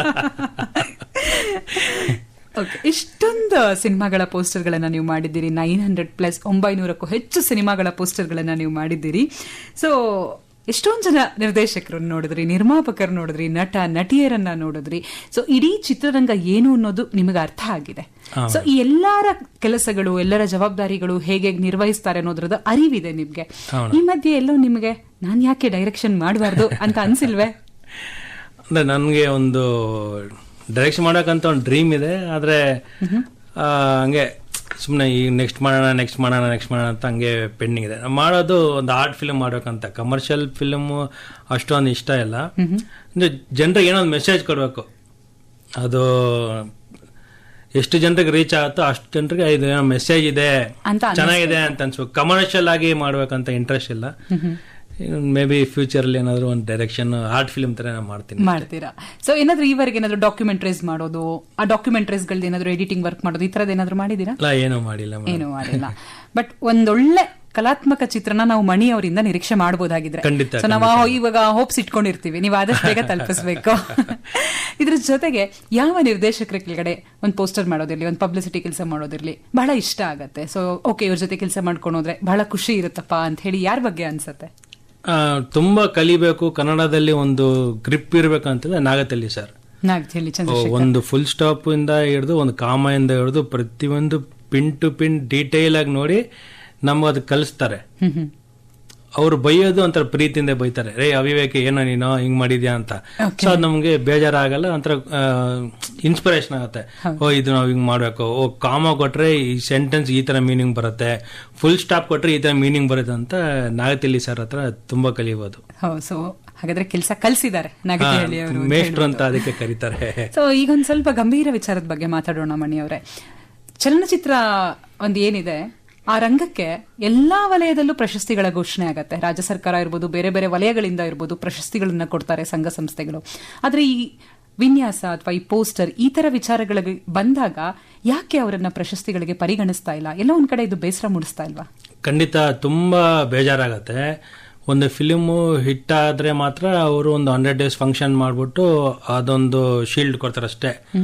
ಆದ್ರೆ ಎಲ್ಲಾ ಫೀಲ್ಡ್ ಅಲ್ಲೂ ಎಲ್ಲ ಈಗ ಫಿಲ್ಮ್ ಫೇರ್ ಅವಾರ್ಡ್ ಆಗಲಿ, ನ್ಯಾಷನಲ್ ಅವಾರ್ಡ್ ಆಗಲಿ, ಎಲ್ಲ ನಮ್ದು ಫೀಲ್ಡ್ ಅಲ್ಲಿ ಇದೆ, ಎಲ್ಲ ಕ್ಯಾಟಗರಿಗೂ ಇದೆ.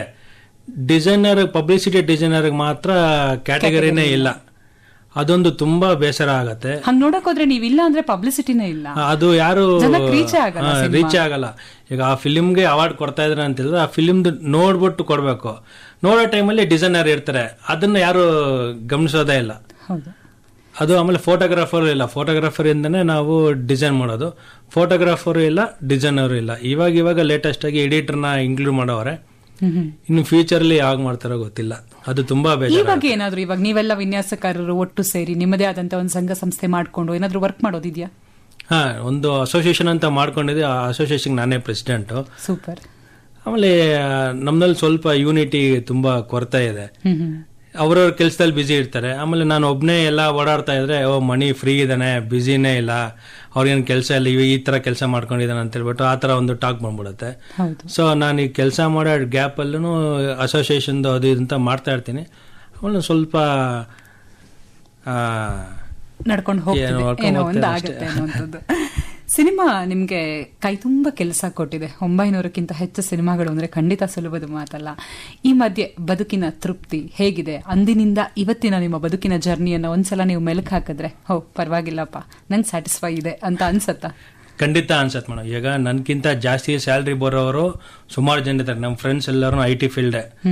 ಅವ್ರು ಎಲ್ಲರಿಗೂ ನನಗಿಂತ ಜಾಸ್ತಿ ಸ್ಯಾಲ್ರಿ ಇದೆ, ಆಮೇಲೆ ಎಷ್ಟೊಂದು ಫೆಸಿಲಿಟೀಸ್ ಇದೆ. ಹೆಂಗ್ ಕಂಪೇರ್ ಮಾಡ್ಕೊಂಡ್ರು ಅವ್ರ ಫ್ರೆಂಡ್ಸ್ನ ಸುಮ್ಮನೆ ಇವ್ರ ಮನಿ ಇವ್ರ ಪಬ್ಲಿಸಿಟಿ ಅಂತ ತಕ್ಷಣ ಅವ್ರನ್ನ ಪಕ್ಕಕ್ಕೆ ಇಟ್ಬಿಟ್ಟು ನಮ್ ಮಾತಾಡಿಸ್ತಾರೆ. ಅವಾಗ ನನ್ಗೆ ಖುಷಿ ಆಗತ್ತೆ. ನಿನ್ಗೆ ಎಷ್ಟು ಸ್ಯಾಲ್ರಿ ಬಂದ್ರೆ ಏನಪ್ಪ, ನಮ್ನ ರೆಕಗ್ನೈಸ್ ಮಾಡ್ತಾರೆ ಅಂತ ಹೇಳ್ಬಿಟ್ಟು ಅದೊಂದು ಖುಷಿ ಆಗತ್ತೆ. ಆಮೇಲೆ ಯಾವ್ದೋ ಒಂದು ಊರಿಗೆ ಹೋದ್ರು ನಾವು ಮಾಡಿರೋ ಪೋಸ್ಟ್ರು ಅಲ್ಲಿ ಅಂಟಿಸಿರ್ತಾರೆ, ಅದು ನೋಡಿ ನಮ್ಗೆ ಇನ್ನೂ ಖುಷಿ ಆಗತ್ತೆ. ನಿಜ, ನಮ್ಮ ಹೆಸರು ಎಲ್ಲಿ ಬೇಕಾದ್ರೂ ಎಲ್ಲೋದ್ರೂ ನಮ್ಮ ಹೆಸರು ಕಾಣಿಸುತ್ತೆ ಅಂತ, ಅದು ಒಂದು ತೃಪ್ತಿ ಇದೆ. ಸೊ ಇಲ್ಲಿ ಆರ್ಥಿಕ ತೃಪ್ತಿಗಿಂತ ಆತ್ಮತೃಪ್ತಿ ತುಂಬಾ ಇದೆ. ಸೂಪರ್. ಸಿನಿಮಾ ಗೆಲ್ಲುತ್ತೋ ಸೋಲುತ್ತೋ, ನಿಮ್ ಕೆಲ್ಸನ ಮಾತ್ರ ನೀವು ಅಚ್ಚುಕಟ್ಟಾಗಿ ಶ್ರಮ ವಹಿಸಿ ಮಾಡಿ ಮುಗಿಸಿರ್ತೀರಿ. ನೀವು ಕೆಲಸ ಮಾಡಿದಂತ ಸಿನಿಮಾ ಒಂದು ದೊಡ್ಡ ಮಟ್ಟದಲ್ಲಿ ಹಿಟ್ ಆದಾಗ ಗೆಲುವಿಗೆ ಕಾರಣರಾದಂತ ನಿಮ್ಮನ್ನ ನೆನೆಸ್ಕೊಂಡು ಒಪ್ಕೊಂಡಿದ್ದಕ್ಕಿಂತ ಯಾರಾದ್ರೂ ಸ್ವಲ್ಪ ಹೆಚ್ಚು ಹಣ ಕೊಟ್ಟು ಅಥವಾ ಇನ್ನೊಂದ್ ಸ್ವಲ್ಪ ಹೆಚ್ಚು ಪ್ರೀತಿ ತೋರಿಸಿ ಮತ್ತೆ ಮತ್ತೆ ನಿಮ್ ಹತ್ರ ಬಂದಿರೋಂಥದ್ದು? ಪ್ರೀತಿ ತೋರಿಸ್ತಾರೆ, ಕಾಸು ತೋರ್ಸಲ್ಲ. ಪ್ರೀತಿ ಫ್ರೀ ಅಲ್ವಾ? ಹೌದೌದು, ಪ್ರೀತಿಗೆ ಯಾವ್ದು ಇಲ್ಲಿ ಖರ್ಚಿಲ್ಲ.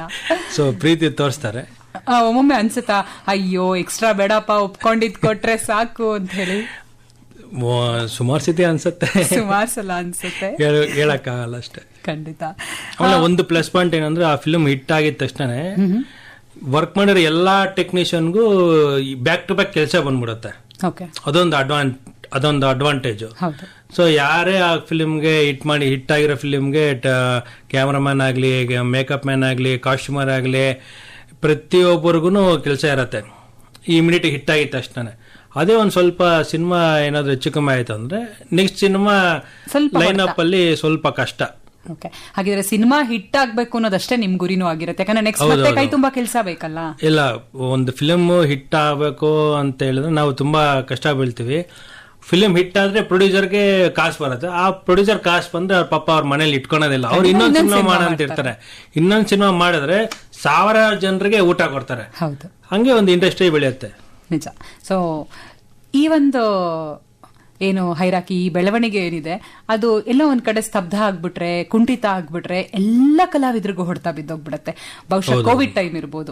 ಕೋವಿಡ್ ಟೈಮ್ ಅಲ್ಲಿ ಎಷ್ಟು ಪರಿಪಾಟಲುಗಳನ್ನ ಪಟ್ರಿ ಮಣಿ ಅವರೇ? ಕೋವಿಡ್ ಟೈಮ್ ಅಲ್ಲಿ ತುಂಬಾನೇ ಕಷ್ಟ ಆಯ್ತು. ಆದ್ರೆ ಸುಮಾರು ಜನರು ಹೆಲ್ಪ್ ಮಾಡಿದ್ರು. ಆ ಹೆಲ್ಪ್ ನ ರೀಚ್ ಮಾಡಕ್ಕೆ ಸುಮಾರು ಜನರಿಗೆ ಆಗ್ಲಿಲ್ಲ, ಯಾಕಂದ್ರೆ ಕೋವಿಡ್ ಟೈಮ್ ಅಲ್ಲಿ ಪಾಸ್ ಇದ್ರೆ ಮಾತ್ರ ಓಡಾಡ್ಬೇಕಾಯ್ತು. ಸೊ ಆ ತರ ಸಿಚುಯೇಷನ್ ಸುಮಾರು ಜನರು ರೇಷನ್ ಅದು ಹೆಲ್ಪ್ ಮಾಡಿದ್ರು.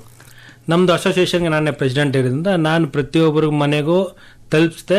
ಸುಮಾರು ಜನ ನನ್ನ ಹತ್ರ ಬಂದ್ಬಿಟ್ಟು ರೇಷನ್ ಆಗ್ಲಿ ಎಲ್ಲ ಪ್ರತಿಯೊಂದು ತಗೊಂಡು ಹೋದ್ರು. ನನ್ನ ಕೈಲೇ ಹೆಲ್ಪ್ ಮಾಡಕ್ ಆಗ್ಲಿಲ್ಲ ಅಂದ್ರೂ ಯಾರು ಹೆಲ್ಪ್ ಮಾಡ್ತಾರೋ, ಯಾರಿಗೆ ನೆಸೆಸಿಟಿ ಇದೆಯೋ ಅದೊಂಥರ ಬ್ರಿಡ್ಜ್ ತರ ನಾನು ನಿಂತ್ಕೊಂಡು ಮಾಡಿದೀನಿ. Super super. ಬಹಳ ಜನ ನಿಮ್ಗಿಲ್ಲಿ ನಿಮ್ಮನ್ ಕುರಿತಾಗಿ ಪ್ರಶ್ನೆ ಕೇಳಿದ್ದಾರೆ, ಮಾತಾಡಿದ್ದಾರೆ. ಮಾದನ ಹಿಪ್ಪರಾಗಿ ಗ್ರಾಮದಿಂದ ಶಿವಲಿಂಗಪ್ಪ ಭದ್ರೆ ಅನ್ನೋರು ಸಂದೇಶ ಕಳಿಸ್ಕೊಟ್ಟಿದ್ದಾರೆ. ಸೊ ಇವ್ರು ಕೇಳ್ತಾ ಇದ್ದಾರೆ, ಈಗ ಸದ್ಯಕ್ಕೆ ನೀವು ಮಾಡ್ತಾ ಇರುವಂತ ಹೊಸ ವರ್ಕ್ ಗಳ ಬಗ್ಗೆ, ಹೊಸ ಪೋಸ್ಟರ್ಸ್ ಗಳ ಬಗ್ಗೆ ನಮ್ಗೆ ಏನಾದ್ರು ಮಾಹಿತಿ ತಿಳಿಸ್ತೀರಾ ಅಂತ ಕೇಳ್ತಾ ಇದ್ದಾರೆ. ಖಂಡಿತ. ಈಗ ಕೃಷ್ಣಂ ಪ್ರಣಯಸಖೆ ಅಂತ ಗಣೇಶ್ ಅವ್ರು ನಡೀತಾ ಇದೆ. ಆಮೇಲೆ ಅಜಯ್ ರಾವ್ ಅವ್ರದ್ದು ಸರಳ ಸುಬ್ಬಾರಾವ್ ಅಂತ ನಡೀತಾ ಇದೆ. ಆಮೇಲೆ ಇದು ಇಂದ್ರಜಿತ್ ಸರ್ದು ಗೌರಿ ಅಂತ ನಡೀತಾ ಇದೆ. ಸುಮಾರು ಲೈನಪ್ ಅಲ್ಲಿ ಇದೆ, ನಡೀತಾ ಇದೆ. ಮತ್ತೊಬ್ರು ಇಲ್ಲಿ ಒಂದು ಒಳ್ಳೆ ಪ್ರಶ್ನೆ ಕೇಳಿದ್ದಾರೆ. ಸುಬ್ರಹ್ಮಣ್ಯ ಜಯಂತ್ ಬೆಂಗಳೂರಿನಿಂದ ಪ್ರಶ್ನೆ ಮಾಡ್ತಾ ಇದ್ದಾರೆ. ಸೊ ನೀವು ಈ ಪೋಸ್ಟರ್ನೆಲ್ಲ ರೆಡಿ ಮಾಡುವಾಗ, ಸಿದ್ಧಪಡಿಸುವಾಗ ಈ ಕೆಳಗಡೆ ಟ್ಯಾಗ್ ಲೈನ್ ಇರುತ್ತೆ, ಚಿತ್ರದ ಟೈಟಲ್ ಕೆಳಗಡೆ ಒಂದು ಟ್ಯಾಗ್ ಲೈನ್ ಇರುತ್ತೆ. ಸೊ ಅದನ್ನ ನೋಡಿದಾಗ ನಿಮ್ಗೆ ಏನಾದ್ರು ಇದು ಬೇಡ ಅಥವಾ ಇದನ್ನ ಚೇಂಜ್ ಮಾಡಬಹುದು ಅಥವಾ ಇದು ಇಲ್ಲಿದ್ರೆ ಸೂಕ್ತ, ಈ ತರ ಏನಾದ್ರು ಅನ್ಸಿ ಈ ತರದ್ದೇನಾದ್ರೂ ನೀವು ಹೇಳುವಂತದ್ದಿಲ್ಲ ಅನುಭವ ಆಗಿದ್ಯಾ ಅಂತ ಕೇಳ್ತಾರೆ. ಖಂಡಿತ ಆಗಿದೆ. ಎಲ್ಲ ಒಂದೊಂದು ಟ್ರೆಂಡ್. ಈಗ ಒಂದು ಫಿಲಿಮ್ಗೆ ಅದ್ರ ಕೆಳಗಡೆ ಸಬ್ ಟೈಟಲ್ ತರ ಟ್ಯಾಗ್ ಲೈನ್ ಅದು ಕೊಡ್ತಾರೆ. ಹೌದು. ಆ ಟೈಟಲ್ಗೆ ಒಂದೊಂದು ಫಿಲಿಮ್ಗೆ ಮ್ಯಾಚ್ ಆಗಲ್ಲ. ಹೌದು. ಸೊ ನಾನು ಸಜೆಸ್ಟ್ ಮಾಡ್ತೀನಿ, ಸರ್ ಇದಕ್ಕೆ ಮ್ಯಾಚ್ ಇಲ್ಲ, ಬೇರೆ ಏನಾದ್ರು ಕೊಡೋಣ. ಅವರು ಒಪ್ಕೋತಾರೆ, ಇಲ್ಲಂದ್ರೆ ಇಲ್ಲ ಇದು ಕ್ಯಾರೆಕ್ಟರ್ ಅಲ್ಲಿ ಇದೇ ಬರುತ್ತೆ, ಸೊ ಇದು ಟ್ಯಾಗ್ಲೈನ್ ಇದು ಮ್ಯಾಚ್ ಆಗತ್ತೆ ಅಂತ ಹೇಳ್ಬಿಟ್ಟು ಅವ್ರು ಹೇಳ್ತಾರೆ. ಸೊ ನಾವು ಅದೊಂದು ಟ್ಯಾಗ್ಲೈನ್ ಹಂಗೆ ಕಂಟಿನ್ಯೂ ಮಾಡ್ಕೊಂಡು ಹೋಗ್ತೀರಿ. ನಿಮ್ಮೆಲ್ಲ ಕೆಲಸಕ್ಕೆ ನಾವು ಥ್ಯಾಂಕ್ಸ್ ಹೇಳಲೇಬೇಕು, ಯಾಕಂದ್ರೆ ಒಂದ್ ಇಡೀ ಸಿನಿಮಾದ ಪಬ್ಲಿಸಿಟಿ ಕೆಲಸನ ನೀವು ಹೊತ್ತಿರ್ತೀರಿ. ಥ್ಯಾಂಕ್ ಯು ಸರ್ ನಿಮ್ಗೆ ಅಂತ ಹೇಳಿ ಪಿಂಟು ಅನ್ನೋರು ಗೋಕಾಕ್ನಿಂದ ಸಂದೇಶ ಕಳಿಸ್ಕೊಟ್ಟಿದ್ದಾರೆ. ಹಾಗೆ ಲಕ್ಷ್ಮೀ ವೆಂಕಟೇಶ್ APMC ಸಾಗರದಿಂದ ಸಂದೇಶವನ್ನ ಕಳಿಸ್ಕೊಟ್ಟಿದ್ದಾರೆ. ನಿಜವಾಗಿಯೂ ನೀವೊಂದು ದೊಡ್ಡ ವಿನ್ಯಾಸ ಕಲಾವಿದ್ರು ನೀವು, ಯಾಕಂದ್ರೆ ಒಂದ್ ಇಡೀ ಸಿನಿಮಾ ಪೋಸ್ಟರ್ ಮೇಲೆ ನಿಂತಿರತ್ತೆ ಎಷ್ಟೋ ಸಲ. ಸೊ ನೀವೊಂದು ಬಿಗ್ ವಿನ್ಯಾಸಕಾರ ಅಂತ ಹೇಳ್ತಾ ಇದ್ದಾರೆ. ಆಮೇಲೆ ಇನ್ನೊಬ್ರು ಸಂದೇಶ ಕಳಿಸಿ ಹೇಳ್ತಾ ಇದ್ದಾರೆ, ಮೊದಲು ನಾವೆಲ್ಲ ಪೋಸ್ಟರ್ ಗಳನ್ನ ನೋಡಿನೇ ಚಿತ್ರಕ್ಕೆ ಹೋಗುವಂತದ್ದು, ಪೋಸ್ಟರ್ ಗಳನ್ನ ನೋಡಿದ್ರೇನೆ ಖುಷಿ ಆಗ್ತಾ ಇತ್ತು. ಆದ್ರೆ ಈಗ ಯಾಕೋ ಕೆಲವೊಂದು ಸಿನಿಮಾ ಪೋಸ್ಟರ್ ಗಳನ್ನ ನೋಡಿದಾಗ ಸಿನಿಮಾ ನೋಡ್ಬೇಕಂತ ಅನ್ಸೋದಿಲ್ಲ, ಯಾಕೆ ಈ ತರ ಬೆಳವಣಿಗೆ ಅಂತ ಹೇಳಿ ಸೋಮಶೇಖರ್ ಸಿರಿಗೆರೆಯಿಂದ ಕೇಳ್ತಾ ಇದ್ದಾರೆ. ಅಂದ್ರೆ ಸುಮಾರು ಜನರಿಗೆ ಈಗ ಏನಂತ ಹೇಳಿದ್ರೆ ಆಪ್ ಅಲ್ಲೇ ಡಿಸೈನ್ ಮಾಡ್ಕೊಂಡ್ಬಿಡ್ತಾರೆ. ಅದೊಂದು ತುಂಬಾ ಡಿಸ್ಅಡ್ವಾಂಟೇಜ್. 4-5 ಆಪ್ ಇರುತ್ತೆ, ಅದ್ರಲ್ಲಿ ಲಿಮಿಟೆಡ್ ಆಪ್ಷನ್ಸ್ ಇರುತ್ತೆ. ಎಫೆಕ್ಟ್ಸ್ ಬರೋದು, ಬ್ಯಾಕ್ ಗ್ರೌಂಡ್ ಅದಾಗೋದು. ಸೊ ಕೆಲವೊಂದು ಚಿಕ್ಕ ಫಿಲಿಮು ಅಂದರೆ ಹೇಳೋದು ಬೇಡ, ಅವ್ರೇನು ಮಾಡ್ತಾರೆ, ಅವ್ರ ಫೈನಾನ್ಷಿಯಲಿಂದ ಸೊ ಒಬ್ಬ ಡಿಸೈನರ್ ಹೈಯರ್ ಮಾಡೋಕ್ಕಾಗಲ್ಲ, ಒಬ್ಬ ಅಸೋಸಿಯೇಟ್ ಡೈರೆಕ್ಟ್ರು, ಅಸಿಸ್ಟೆಂಟ್ ಡೈರೆಕ್ಟ್ರು, ಅವ್ರ ಹತ್ರ ಈ ಥರ ಆ್ಯಪ್ ಇರುತ್ತೆ, ಅವರೇ ಇದರಲ್ಲೇ ಮಾಡ್ಕೊಂಡು ಹೋಗ್ಬೋದಲ್ಲ ಅಂತ ಹೇಳ್ಬಿಟ್ಟು ಅದ್ರಲ್ಲಿ ಮಾಡ್ತಾರೆ. ಅದ್ರಲ್ಲಿ ಸ್ವಲ್ಪ ಕ್ವಾಲಿಟಿ ಸ್ವಲ್ಪ ಲಾಸ್ ಆಗುತ್ತೆ, ಅದು ಆಡಿಯನ್ಸ್ ಗೊತ್ತಾಗಲ್ಲ. ಸೊ ಅದರಿಂದ ಸ್ವಲ್ಪ ಎಫೆಕ್ಟ್ ಆಗುತ್ತೆ. ಅವರೇ ಮಾಡೋದು ಸ್ವಲ್ಪ ಕಲ್ತ್ಕೊಂಡ್ಬಿಟ್ಟು ಪ್ರೊಫೆಷನಲ್ ಆಗಿ ಮಾಡಿದ್ರೆ ಅವ್ರ ಫಿಲ್ಮ್ಗೆ ಪ್ರಮೋಟ್ ಆಗೋದು. ಈಗ ಸಿನಿಮಾ ಒಳಗಡೆ ಬರೋಕ್ ಮುಂಚೆ ಇಲ್ಲೆಲ್ಲೋ ದುಡ್ಡು ಉಳಿಸಕ್ ಹೋಗ್ಬಿಟ್ಟು ಇಡೀ ಸಿನಿಮಾ ಖರ್ಚು ಮಾಡಿ ದುಡ್ಡನ್ನೇ ಕಳ್ಕೊಂಡ್ಬಿಡ್ತಾರೆ ಅಂತ ಅದೇ ತುಂಬಾ ಮಿಸ್ಟೇಕ್ ಮಾಡ್ತಾರೆ. ಈಗ ಸಿನಿಮಾದಲ್ಲಿ ಹೆಂಗಿದೆ ಅನ್ನೋದು ಯಾರಿಗೂ ಗೊತ್ತಾಗಲ್ಲ. ನಾವು ಏನ್ ಪಬ್ಲಿಸಿಟಿ ಮಾಡ್ತೀವಿ ಆ ಡಿಸೈನ್ಸ್ ನೋಡ್ಬಿಟ್ಟು ಜನರು ಫಿಕ್ಸ್ ಮಾಡ್ಬೇಕು, ಇದು ಹೈ ಬಜೆಟ್ ಫಿಲ್ಮು, ಇದು ಎಕ್ಸ್ಟ್ರಾರ್ಡಿನರಿ ಇರುತ್ತೆ, ಇದು ಫಾರಿನ್ ಶೂಟ್ ಮಾಡೋರ ಹಿಂಗಂತ ನಾವು ತೋರ್ಸಿದ್ರೆ ಅದು ಫಿಲ್ಮ್ಗೆ ಪ್ಲಸ್ ಪಾಯಿಂಟ್. ಅದೊಂದು ಸ್ವಲ್ಪ ಸೊ ಎಲ್ಲೋ ಒಂದ್ ಕಡೆ ಈ ತರ ಎಲ್ಲೋ ಉಳಿಸಕ್ ಹೋಗಿ ಕಳ್ಕೋಬಾರದು ಅನ್ನುವಂಥದ್ದು. ಮತ್ತೊಬ್ರು ಸಂದೇಶ ಕಳಿಸ್ಕೊಟ್ಟಿದ್ದಾರೆ. ಸೊ ಮಣಿ ಅವರಿಗೆ ಅನಂತ ಅಭಿನಂದನೆಗಳು ನಿಮಗೆ, ಯಾಕಂದ್ರೆ ಅಷ್ಟು ಒಳ್ಳೆ ಕನ್ನಡ ಇಂಡಸ್ಟ್ರಿ ಒಂದು ಸಾಗರ ಇದ್ದಂತೆ. ಸೊ ಅಲ್ಲಿ ನಿಮ್ಮ ಕೆಲಸ ಇದೆಯಲ್ಲ, ಅದನ್ನ ನಾವು ಖಂಡಿತ ಗುರುತಿಸಬೇಕು ಅಂತ ಹೇಳಿ ಬಳ್ಳಾರಿ ಕಂಪ್ಲಿ ತಾಲೂಕ್ ರಾಮಸಾಗರದಿಂದ BM ವಿಶ್ವನಾಥ್ ಅವರು ಸಂದೇಶವನ್ನ ಕಳಿಸ್ಕೊಟ್ಟಿದ್ದಾರೆ. ಈಗ ನನ್ನ ಪ್ರಶ್ನೆ ಕಡೆ ಹೋಗ್ತಾ ಇದ್ದೀನಿ ನಾನು. ನನಗೆ ಕ್ಯೂರಿಯಾಸಿಟಿ ಏನಪ್ಪಾ ಅಂತ ಹೇಳಿದ್ರೆ, ಕುಟುಂಬಕ್ಕೆ ಹೇಗೆ ಸಮಯ ಕೊಡ್ತಾರೆ ಮಣಿಯವರು? ಎಷ್ಟು ಸಾಲು ಸಿನಿಮಾಗಳು, ಪೋಸ್ಟರ್ಸ್ಗಳು, ಪಬ್ಲಿಸಿಟಿ ವರ್ಕ್ಗಳು. ಸೊ ಈ ಮಧ್ಯೆ ನಿಮ್ಮ ಕುಟುಂಬದ ಬಗ್ಗೆ ಹೇಳೋದಾದ್ರೆ? ನಾನು ಫ್ಯಾಮಿಲಿ ಟೈಮ್ ಅಂತ ಸಂಡೇ ಕಂಪಲ್ಸರಿ ಕಡೆ ಇಟ್ಬಿಟ್ಟಿರ್ತೀನಿ. ಸಂಡೇ ಫ್ಯಾಮಿಲಿ ಟೈಮ್ ಅಂತ. ಸೊ ಒಂದೊಂದ್ಸತಿ ಏನ್ ಮಾಡಕ್ಕಲ್ಲ, ರಿಲೀಸು ಫ್ರೈಡೇ ಇರುತ್ತೆ, ನಾವು ಕಂಪಲ್ಸರಿ ವರ್ಕ್ ಮಾಡಲೇಬೇಕಾಗತ್ತೆ. ಅಟ್ಲೀಸ್ಟ್ ನಾನು ಅದಿಲ್ಲ ಅನ್ನೋ ಟೈಮಲ್ಲಿ ಸಂಡೇ ಅಂತೂ ಫ್ಯಾಮಿಲಿ ಟೈಮ್ ಇಟ್ಬಿಡ್ತಿರ್ತೀನಿ. ಫ್ಯಾಮಿಲಿ ಜೊತೆ ಒಂದು ಟೈಮ್ ಸ್ಪೆಂಡ್ ಮಾಡ್ತೀನಿ. ಮಕ್ಕಳ ಜೊತೆ, ಮಗಳು ಮಹಾಲಕ್ಷ್ಮಿ ಅಂತ, ಮಗ ತಾರಕ್ ಅಂತ. ಸೊ ಅವ್ರ ಜೊತೆ ಒಂದು ಟೈಮ್ ಸ್ಪೆಂಡ್ ಮಾಡಿದ್ರೆ ಅವ್ರಿಗೂ ಒಂದು ಬಾಂಡಿಂಗು ಬರುತ್ತೆ. ಒಂದು ಆಚೆ ಕರ್ಕೊಂಡು ಹೋಗೋದು, ಇಲ್ಲಾಂದ್ರೆ ಮನೆಯಲ್ಲೇ ಏನು ಕ್ಲಾಸ್ ಮಾಡಿದ್ದಾರೆ, ಏನು ಕಲಿತಾ ಇದ್ದಾರೆ, ಏನು ಅವ್ರಿಗೆ ಇಂಟ್ರೆಸ್ಟ್ ಇದೆ, ನಮ್ಗೊಂದು ಐಡಿಯಾ ಬರುತ್ತೆ. ನಾವು ಎಂಕರೇಜ್ ಮಾಡೋಕ್ಕೂ ಒಂದು ಇಂಟ್ರೆಸ್ಟ್ ಬರುತ್ತೆ. ನನ್ಗೇನ್ ಇಂಟ್ರೆಸ್ಟ್ ಇದೆ ಅಂತ ಹೇಳ್ಬಿಟ್ಟು ನನ್ನ ತಂದೆ ಗುರ್ತಿಡ್ಸಿ ನನ್ಗೆ ಎಂಕರೇಜ್ ಮಾಡಿದ್ರು. ಅದೇ ತರ ನಾನು ನಮ್ಮ ಮಕ್ಕಳಿಗೆ ಯಾವತ್ತೂ ಪ್ರೆಷರ್ ಹಾಕಲ್ಲ, ನೀನ್ ಇದ್ ಮಾಡು ಅದ್ ಮಾಡು ಅಂತ ಹೇಳಲ್ಲ. ಏನ್ ಮಾಡ್ತೀಯೋ ಫುಲ್ ಫಿನಿಶ್ ಆಗಿ ಮಾಡ್ಬೇಕು, ಮಧ್ಯದಲ್ಲಿ ಬಿಟ್ಬಿಟ್ಟು ಮಾಡಬಾರ್ದು. ಎಲ್ಲಾರು ಪ್ಲಾನ್ A ಪ್ಲಾನ್ B ಇಟ್ಕೊಂಡಿರ್ತಾರೆ, ನಾನು ಅದು ಇಡಲ್ಲ, ಒಂದೇ ಪ್ಲಾನ್ ಅಷ್ಟೇ. ಸಕ್ಸಸ್ ಫೇಲ್ಯೂರ್ ಫುಲ್ ಫ್ಲೆಡ್ಜ್ ಆಗಿ ಮುಗಿಸ್ಬೇಕು. ಆವಾಗ ಗೊತ್ತಾಗುತ್ತೆ ರಿಸಲ್ಟ್. ಇದು ಸಕ್ಸಸ್ ಆಗಿದೆಯಾ, ಫೇಲ್ಯೂರ್ ಆಗಿದೆಯಾ, ನೆಕ್ಸ್ಟ್ ಸ್ಟೆಪ್ ಏನು ಮಾಡಬೇಕು, ನಮ್ದು ಎಲ್ಲಿ ಮಿಸ್ಟೇಕ್ ಇದೆ. ಫೇಲ್ಯೂರ್ ಆಗಿದ ತಕ್ಷಣ ಮಿಸ್ಟೇಕು ಯಾವತ್ತೂ ಬೇರೆಯವ್ರ ಕಡೆ ಪಾಯಿಂಟ್ ಔಟ್ ಮಾಡಬಾರ್ದು, ನಮ್ಮದೇ ತಪ್ಪಿರುತ್ತೆ. ನಾವು ಅದನ್ನು ನೀಟಾಗಿ ರೆಕ್ಟಿಫೈ ಮಾಡಿಬಿಟ್ಟು ಮತ್ತೆ ಇನ್ನೊಂದ್ಸತಿ ಫಸ್ಟಿಂದ ಮಾಡಿದ್ರೆ ಸಕ್ಸಸ್ ಬಂದೇ ಬರುತ್ತೆ. ಸೂಪರ್. ಮಣಿ ಸೇರ್ತಾ ಹೋದ್ರೆ ಒಂದ್ ಸರ ಆಗೋದು. ಸೊ ಈ ನಿಮ್ಮ ಬದುಕಿನ ಸರದಲ್ಲಿ ನಿಮ್ಮ ಮಡದಿ ಬಗ್ಗೆ ನೀವು ಹೇಳಲೇಬೇಕು. ಅದು ಯಾಕಂದ್ರೆ ಅಲ್ಲಿ ಮತ್ತೊಂದು ಮಣಿ ಅವರು. ಸೊ ನಿಮ್ಮ ಮಡದಿ ಬಗ್ಗೆ ಹೇಳಿ. ವೈಫ್ ಬಂದು ಹಂಸಲಕ್ಷ್ಮಿ ಅಂತ. ಅವ್ರಿಗೆ ಸ್ವಲ್ಪ ಇಂಟ್ರೆಸ್ಟ್ ಇದೆ ಇದು ಕಿಡ್ಸ್ ವೇರ್, ಅದು ಇದು ಜೂನಿಯರ್ ಜಂಕ್ಷನ್ ಅಂತ ಹೇಳ್ಬಿಟ್ಟು ಒಂದು ಕಿಡ್ಸ್ ವೇರ್ ಸ್ಟಾರ್ಟ್ ಮಾಡಿದ್ದಾರೆ. ಅವ್ರದ್ದೊಂದು ಎಂಕರೇಜ್ ಮಾಡಿದೀನಿ, ಏನ್ ಮಾಡ್ತಾರೋ ಮಾಡ್ಲಿ. ಸೊ ಏನಾದ್ರೂ ಮಾಡಿ, ನಿಮಗೆ ಇಷ್ಟಪಟ್ಟಿದ್ ಮಾಡಿ, ಅಷ್ಟೇ. ಫುಲ್ ಮಾಡಿ 2 ದಿವಸ ಮಾಡ್ಬಿಟ್ಟು ನನ್ ಕೈಲಿ ಆಗಿಲ್ಲ ಅನ್ನೋದು ಯಾವತ್ತೂ ಮಾಡಬಾರ್ದು. ಕಷ್ಟನೋ ಸುಖನೋ ನಮ್ ಕೈಲಾಗಿದ್ದ ಪ್ರಯತ್ನ ಫುಲ್ ಫಿನಿಶ್ ಮಾಡ್ಬೇಕು. ಖಂಡಿತ. ಸೂಪರ್. ಇದ್ರ ಜೊತೆಗೆ ನಿಮ್ಮದೇ ಆದಂತ ಒಂದು ಆಫೀಸ್ ನ ನೀವು ಮಾಡ್ಕೊಂಡಿರ್ತೀರಿ. ನೀವಾಗ್ಲೇ ಹೇಳಿದ್ರಿ 3 ಬೆಡ್ರೂಮ್ ಹೌಸೇ ಒಂದು ಆಫೀಸ್ ಆಗೋಯ್ತು ಅಂತ ಹೇಳಿ. ಇವತ್ತು ಹೇಗ್ ನಡೀತಾ ಇದೆ ಆಫೀಸ್ ಮಣಿಯವರೇ? ಇವಾಗ ನಡೀತಾ ಇದೆ. ಈಗ ಕೆಳಗಡೆ ಮನೆ, ಮಾಡಿ ಮೇಲೆ ಆಫೀಸು. 2 ಜನರು ಸ್ಟಾಫ್ ಇದ್ದಾರೆ. ಒಬ್ಬರು ಅನಿಲ್ ಅಂತ ಒಬ್ಬ ಇದ್ದಾನೆ, ಇನ್ನೊಬ್ಬ ಪ್ರಸಾದ್ ಅಂತ ಒಬ್ರು ಇದ್ದಾರೆ. ಇಬ್ರು ಮಾಡ್ಕೊಂಡು ಹೋಗ್ತಾ ಇರ್ತಾರೆ ಮೇಡಮ್. ಸೊ ನಿಮ್ಮೊಟ್ಟಿಗೆ ಅವ್ರಿಗೂ ಇಂಟ್ರೆಸ್ಟ್ ಇದೆ. ಅವರು ನಮ್ಮ ಆಫೀಸಲ್ಲಿ ಕೆಲಸ ಕಲಿಬೇಕು ಅಂತ ಬಂದಿದ್ದು, ಕೆಲಸ ಕಲಿಸಿ ಕೆಲಸ ಕೊಟ್ಟಿದ್ವಿ ಮೇಡಮ್. ಕೆಲಸ ಕೊಟ್ಟಿದ್ದೀರಾ. ಹಾಗಾದ್ರೆ ಯಾರಿಗೆಲ್ಲ ಈ ತರದ್ರಲ್ಲಿ ಇಂಟ್ರೆಸ್ಟ್ ಇದೆ ಅವ್ರು ನಿಮ್ಮ ಹತ್ರ ಬರ್ಬೋದಾ ಕೆಲಸ ಕಲೀಲಿಕ್ಕೆ? ಇಲ್ಲ, ಖಂಡಿತ ನನ್ನ ಕೈಲಿ ಆಗಿದ್ದು ನಾನು ಸಪೋರ್ಟ್ ನಾನು ಮಾಡೇ ಮಾಡ್ತೀನಿ ಮೇಡಮ್. ಸೂಪರ್. ಜೊತೆಗೆ ಒಂದೇ ಒಂದು ಆರೋಪ ಇದೆ ಇಂಡಸ್ಟ್ರಿನಲ್ಲಿ, ಎಲ್ಲರ ಬಗ್ಗೆ ಇರುತ್ತೆ ಆರೋಪ. ಏನಪ್ಪಾ ಅಂತ ಹೇಳಿದ್ರೆ, ಫೋನ್ ತೆಗಿಯಲ್ಲಪ್ಪ, ಪೋಸ್ಟರ್ ಕೊಟ್ಟಿಲ್ಲಪ್ಪ ಟೈಮ್ ಸರಿಯಾಗಿ, ಲೇಟ್ ಆಗೋಯ್ತು, ಸಿನಿಮಾಗ್ ಪ್ರಾಬ್ಲಮ್ ಆಯ್ತು ಅಂತೆಲ್ಲ ಹೇಳಿ.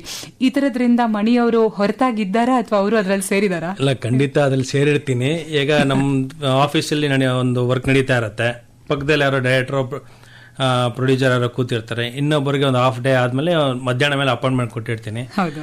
ಸೊ ಇವ್ರದ್ದು ಫಿನಿಶ್ ಆಗಿರಲ್ಲ, ಇವ್ರ ನಾನು ಹೋಗಿ ಸರ್ ಅಂತ ಹೇಳೋದಾಗಲ್ಲ, ಯಾಕಂದ್ರೆ ಒಂದು ಡಿಸೈನ್ ಫಿನಿಶ್ ಮಾಡ್ತಾ ಇರ್ತೀವಿ. ಸೊ ಆ ಟೈಮಲ್ಲಿ ಒಂದು ಸ್ವಲ್ಪ ಡಿಸ್ಟರ್ಬ್ ಆಗತ್ತೆ. ಅವ್ರಿಗೆ ಒಂದ್ಸತಿ ಪೋಸ್ಟ್ ಫಾರ್ಮ್ ಮಾಡಿಸ್ತೀನಿ, ಇಲ್ಲೊಂದ್ಸತಿ ಪ್ರೀಪೋನ್ ಮಾಡ್ತೀನಿ, ಇಲ್ಲಾಂದ್ರೆ ಒಂದು ರೌಂಡ್ ಮಾಡ್ಬಿಟ್ಟು ವಾಟ್ಸಪ್ ಮಾಡ್ತೀನಿ ಸರ್ ಅಂತ ಏನೋ ಹೇಳ್ಬಿಟ್ಟು ಸ್ವಲ್ಪ ಮ್ಯಾನೇಜ್ ಮಾಡ್ತೀವಿ. ಒಂದೊಂದು ಸ್ವಲ್ಪ ಜನರು ಅರ್ಥ ಮಾಡ್ಕೋತಾರೆ. ಒಂದೊಂದ್ಸತಿ ಅವ್ರ ಆಫೀಸ್ ಡೈರೆಕ್ಟಾಗೆ ಬಂದ್ಬಿಡ್ತಾರೆ, ಸರ್ ಇವ್ರು ಬಂದಿದಾರ ಸರ್ ಅಂತ ಇವ್ರನ್ನ ಒಂದು ಮ್ಯಾನೇಜ್ ಮಾಡ್ಬಿಟ್ಟು ಅವ್ರನ್ನ ಕಲಿಸ್ತೀನಿ. ಹಂಗೆ ಕಂಪ್ಲೀಟ್ ಇದು ಬ್ಯಾಲೆನ್ಸ್ ಮಾಡಲೇಬೇಕು, ನಡೆಸುವಂತದ್ದು. ಮತ್ತೊಬ್ರು ಸಂದೇಶ ಕಳಿಸಿದ್ದಾರೆ, ಹೆಚ್ಚಿನ ಪ್ರಮಾಣದಲ್ಲಿ ಕನ್ನಡ ಚಿತ್ರಗಳ ಪೋಸ್ಟರ್ಗಳನ್ನ ನೋಡ್ತಾ ಇದ್ರೆ ಕೆಲವೊಂದು ಸಲ ಇದು ಯಾವ ಭಾಷೆ ಚಿತ್ರ ಅನ್ನೋದು ಗೊತ್ತಾಗಲ್ಲ, ಅಕ್ಷರಗಳು ಕಾಣಿಸೋದಿಲ್ಲ, ಸಿನಿಮಾ ಟೈಟಲ್ ಅರ್ಥ ಆಗೋದಿಲ್ಲ, ಮತ್ತೆ ಪೋಸ್ಟರ್ಗಳು ಕೂಡ ಎಷ್ಟೋ ಸಲ ನಾವು ಎಲ್ಲರ ಜೊತೆ ನೋಡೋ ಹಾಗೆ ಇರೋದಿಲ್ಲ. ಮನೆ ಮಂದಿ ಎಲ್ಲ ಒಟ್ಟಿಗೆ ಪೋಸ್ಟರ್ ನೋಡ್ಬೋದು ಅನ್ನೋ ರೋಡಲ್ಲಿ ನೋಡಿದಾಗ ನಮ್ಗೆ ಅನ್ಸೋದಿಲ್ಲ. ಈ ತರದೆಲ್ಲ ಬೆಳವಣಿಗೆ ಬದಲಾಗಬೇಕಲ್ವಾ ಅಂತ ಹೇಳಿ ಲಿಂಗಸುಗೂರು ತಾಲೂಕಿನ ನವಲಿಯಿಂದ ವೈಬಿ ಚಳ್ಳಮರದ ಅವ್ರು ಕೇಳ್ತಾ ಇದ್ದಾರೆ. ಖಂಡಿತ ಮೇಡಮ್, ಪ್ರತಿಯೊಂದು ಪೋಸ್ಟರು ಡೈರೆಕ್ಟ್ ಆಗಿ ಪ್ರಿಂಟ್ ಆಗಲ್ಲ. ಫಿಲಿಂ ಚೇಂಬರ್ ಹೋಗಿ, ಫಿಲಿಂ ಚೇಂಬರ್ ಇಂದ ಸೆನ್ಸಾರ್ ಬೋರ್ಡ್ಗೆ ಹೋಗಿ, ಸೆನ್ಸಾರ್ ಅಪ್ರೂವ್ ಆದ್ಮೇಲೆ ಪೋಸ್ಟರ್ ಪ್ರಿಂಟಿಂಗು ಸ್ಟಾರ್ಟ್ ಆಗತ್ತೆ. ಅದಕ್ಕಿಂತ ಮುಂಚೆ ಡೈರೆಕ್ಟ್ ಆಗಿ ಪ್ರಿಂಟ್ ಆಗ್ಬಿಟ್ಟು ರೋಡಲ್ಲಿ ಅನ್ಸಿದ್ರೆ ಕಾರ್ಪೊರೇಷನ್ ಅವ್ರು ಬಿಡಲ್ಲ. ಅಲ್ಲಿ ಎಲ್ಲಾ ಪೋಸ್ಟರ್ಸ್ ಅಲ್ಲಿ ಕೆಳಗಡೆ ಸೆನ್ಸಾರ್ ಅವ್ರದ್ದು ಸಿಗ್ನೇಚರ್ ಇದ್ದೇ ಇರತ್ತೆ.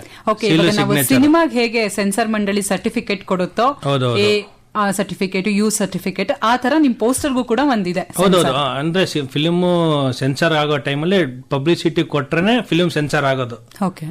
ಅದು ಸೆನ್ಸಾರ್ ಆದ್ಮೇಲೆ ಪೋಸ್ಟರ್ಸ್ ಬರ್ತವೆ. ಒಂದೊಂದು ಪೋಸ್ಟರ್ ಅವ್ರು ಮಾಡೋದೇ ಆ ತರ ಫಿಲ್ಮ್ ಮಾಡೋ ಟೈಮಲ್ಲಿ ನಾವು ಅದೇ ತರ ಜನರು ಪೋಸ್ಟರ್ಸ್ ಮಾಡಲೇಬೇಕು. ಒಂದೊಂದು ಆಕ್ಷನ್ ಫಿಲ್ಮ್ ಮಾಡಿದ್ರೆ ಆಕ್ಷನ್ ತರ ಪೋಸ್ಟರ್ಸ್, ರೊಮ್ಯಾಂಟಿಕ್ ಫಿಲ್ಮ್ ಮಾಡಿದ್ರೆ ರೊಮ್ಯಾಂಟಿಕ್ ಆಗೇ ಮಾಡಬೇಕು. ಸೊ ಒಂದೊಂದು ನಮ್ಮ ಕೈಲಿ ಇರಲ್ಲ ಮೇಡಮ್. ಹೊಸ ತಂತ್ರಜ್ಞಾನಗಳಿಗೆ ಮಣಿಯವರು ಹೇಗೆ ತೆರೆದುಕೊಳ್ತಾ ಇದ್ದೀರಾ? ಹೊಸದು ಬರ್ತಾ ಇರುತ್ತೆ ಟೆಕ್ನಾಲಜೀಸ್. ಸೊ ನೀವು ಅದನ್ನ ಅಡಾಪ್ಟ್ ಮಾಡ್ಕೊಳ್ಳೇಬೇಕು, ಸ್ವಲ್ಪ ಡಿಫ್ರೆಂಟ್ ಆಗಿ ಬೇಕಂದ್ರೆ. ಸೊ ಅದರದ್ದು ಕಲಿಕೆ ಹೇಗಿರುತ್ತೆ ಮಣಿಯವರೇ? ನಾವು ಡೈಲಿ ಸರ್ಚ್ ಮಾಡ್ತಾ ಇರ್ತೀವಿ, ಏನು ಹೊಸದು ಬಂದಿದೆ, ನಮ್ಮ ಇಂಡಸ್ಟ್ರಿಗೆ ಏನು ಬೇಕಾಗತ್ತೆ, ನಾವೇನು ಅಪ್ಗ್ರೇಡ್ ಆಗಬೇಕು, ನಾವೆಲ್ಲಿದ್ದೀವಿ, ನಾವು ಇನ್ನೂ ಎಷ್ಟು ಸ್ಪೀಡಾಗಿ ನಾವು ಹೋಗಿದ್ರೆ ಆ ಸ್ಪೀಡ್ನ ರೀಚ್ ಮಾಡೋಕಂತ ನಾವು ದಿನೇ ಹುಡುಕ್ತಾನೆ ಇರ್ತೀವಿ. ಇದು ಪ್ರತಿದಿನದ ಕಲಿಕೆ. ಪ್ರತಿದಿನ ಮೇಡಮ್. ಈಗ ಎಕ್ಸಾಮ್ ಬರೆದ್ಬಿಟ್ಟು 10th ಆದ್ಮೇಲೆ 11th ಹೋಗ್ತಾರೆ. ನಮ್ದು ಹಂಗಲ್ಲ, ಒಂದ್ ಸಿನಿಮಾನೇ ಒಂದು ಎಕ್ಸಾಮ್. 900 ಫಿಲ್ಮ್ಸ್ ಆಗಿದೆ ಅಂದ್ರೆ 900 ಫಿಲ್ಮ್ಸ್ ನಮ್ಗೆ ಎಕ್ಸಾಮ್ಸೇ. ಎಕ್ಸಾಮ್ ಅಲ್ಲಿ ಪಾಸ್ ಆಗಿದೆ ಅಂದ್ರೆ ಫಿಲ್ಮ್ ಇಟ್ಟು, ಎಕ್ಸಾಮ್ ಅಲ್ಲಿ ಫೇಲ್ ಆಗಿದೆ ಮತ್ತೆ ಇನ್ನೊಂದು ಸಿನಿಮಾಗೆ ನಾವು ಮತ್ತೆ ರೀ ಎಕ್ಸಾಮ್ ತಗೊಳ್ತೀರಾ. ಸೂಪರ್. ಸಮಯ ಓಡ್ತಾ ಇದೆ, ಸ್ಟುಡಿಯೋ ಕ್ಲಾಕ್ ನೆನಪಿಸ್ತಾ ಇದೆ ನಂಗೆ ಸಮಯ ಆಗ್ತಾ ಇದೆ ಅಂತ ಹೇಳಿ. ಹೇಗೆ ಅನ್ನಿಸ್ತು ಕಾರ್ಯಕ್ರಮ ಮಣಿ? ಇಲ್ಲ, ತುಂಬಾ ಖುಷಿ ಆಯ್ತು. ಈ ತರದೊಂದು ಆಕಾಶವಾಣಿಯಲ್ಲಿ ನನ್ಗೆ ಒಂದು ಇಂಟರ್ವ್ಯೂ ಕೊಟ್ಟಿರೋದೇ ನಂಗೆ ಒಂಥರ ಪ್ರೆಸ್ಟೀಜ್ ಫೀಲ್ ಆಗ್ತಿದೆ. ಒಂದು ಗೌರ್ಮೆಂಟ್ ಚಾನೆಲ್ ಅಲ್ಲಿ ನಂದು ಕರೆದು ಮಾತಾಡ್ಸಿದ್ದೀರಾ, ಆಮೇಲೆ ಒಂದು ಟೆಕ್ನಿಷಿಯನ್ಗೆ ನೀವು ಗುರ್ತಿರೋದಕ್ಕೆ ನಂಗೆ ತುಂಬಾ ಖುಷಿ ಆಗ್ತಿದೆ ಮೇಡಮ್. ಆಕ್ಚುಲಿ ನಮಗ್ ತುಂಬಾ ಖುಷಿ ಆಯ್ತು, ಯಾಕಂದ್ರೆ ಇದೆಲ್ಲ ತೆರೆಮರೆಯ ವಿಚಾರಗಳು. ನಮ್ಗೇನಿದ್ರು ಸಿನಿಮಾ ಥಿಯೇಟರ್, ಸಿನಿಮಾ ತೆರೆ ಮೇಲೆ ಬರುವಂತವ್ರು ಇಷ್ಟರ ಬಗ್ಗೆನೇ ಕಾನ್ಸಂಟ್ರೇಟ್ ಮಾಡ್ತೀವಿ ಸಾಧಾರಣವಾಗಿ. ಆದ್ರೆ ತೆರೆಯಿಂದ ಎಷ್ಟು ಕೈಗಳ ಕೆಲಸ ಇರುತ್ತೆ. ಸೊ ಅವರ ಮಾತುಕತೆ ನಮ್ಗೆ ಖಂಡಿತವಾಗಿಯೂ ಕೂಡ ಬೇಕು. ನಿಮ್ಮ ಇಷ್ಟು ಬಿಸಿ ಶೆಡ್ಯೂಲ್ ಮಧ್ಯೆ ಬಿಡುವು ಮಾಡ್ಕೊಂಡು ಬಂದಿದ್ದಕ್ಕೆ ನಾನ್ ನಿಮಗ್ ಥ್ಯಾಂಕ್ಸ್ ಹೇಳ್ತೀನಿ. Thank you so much. ಇದಾಗಿತ್ತು ಇವತ್ತಿನ ಸಿನಿ ದನಿ ಕಾರ್ಯಕ್ರಮ. ನಮ್ಮ ಜೊತೆಯಾಗಿದ್ರು ವಿನ್ಯಾಸ ಕಲಾವಿದ ಮಣಿಯವರು. ಅವರೊಟ್ಟಿಗಿನ ಮಾತುಕತೆ ನಿಮಗೆ ಖುಷಿ ಕೊಟ್ಟಿದೆ ಅಂತ ಹೇಳಿ ಭಾವಿಸ್ತಾ ಕಾರ್ಯಕ್ರಮ ಮುಗಿಸ್ತಾ ಇದ್ದೀನಿ. ಕೇಳ್ತಾ ಇರಿ, ಇದು ಆಕಾಶವಾಣಿ ಬೆಂಗಳೂರು 101.3. ನಾನ್ ನಿಮ್ ಜೊತೆಯಾಗಿದ್ದೀನಿ, ನಿಮ್ಮ ಆರ್ಜೆ ರಮ್ಯಾ.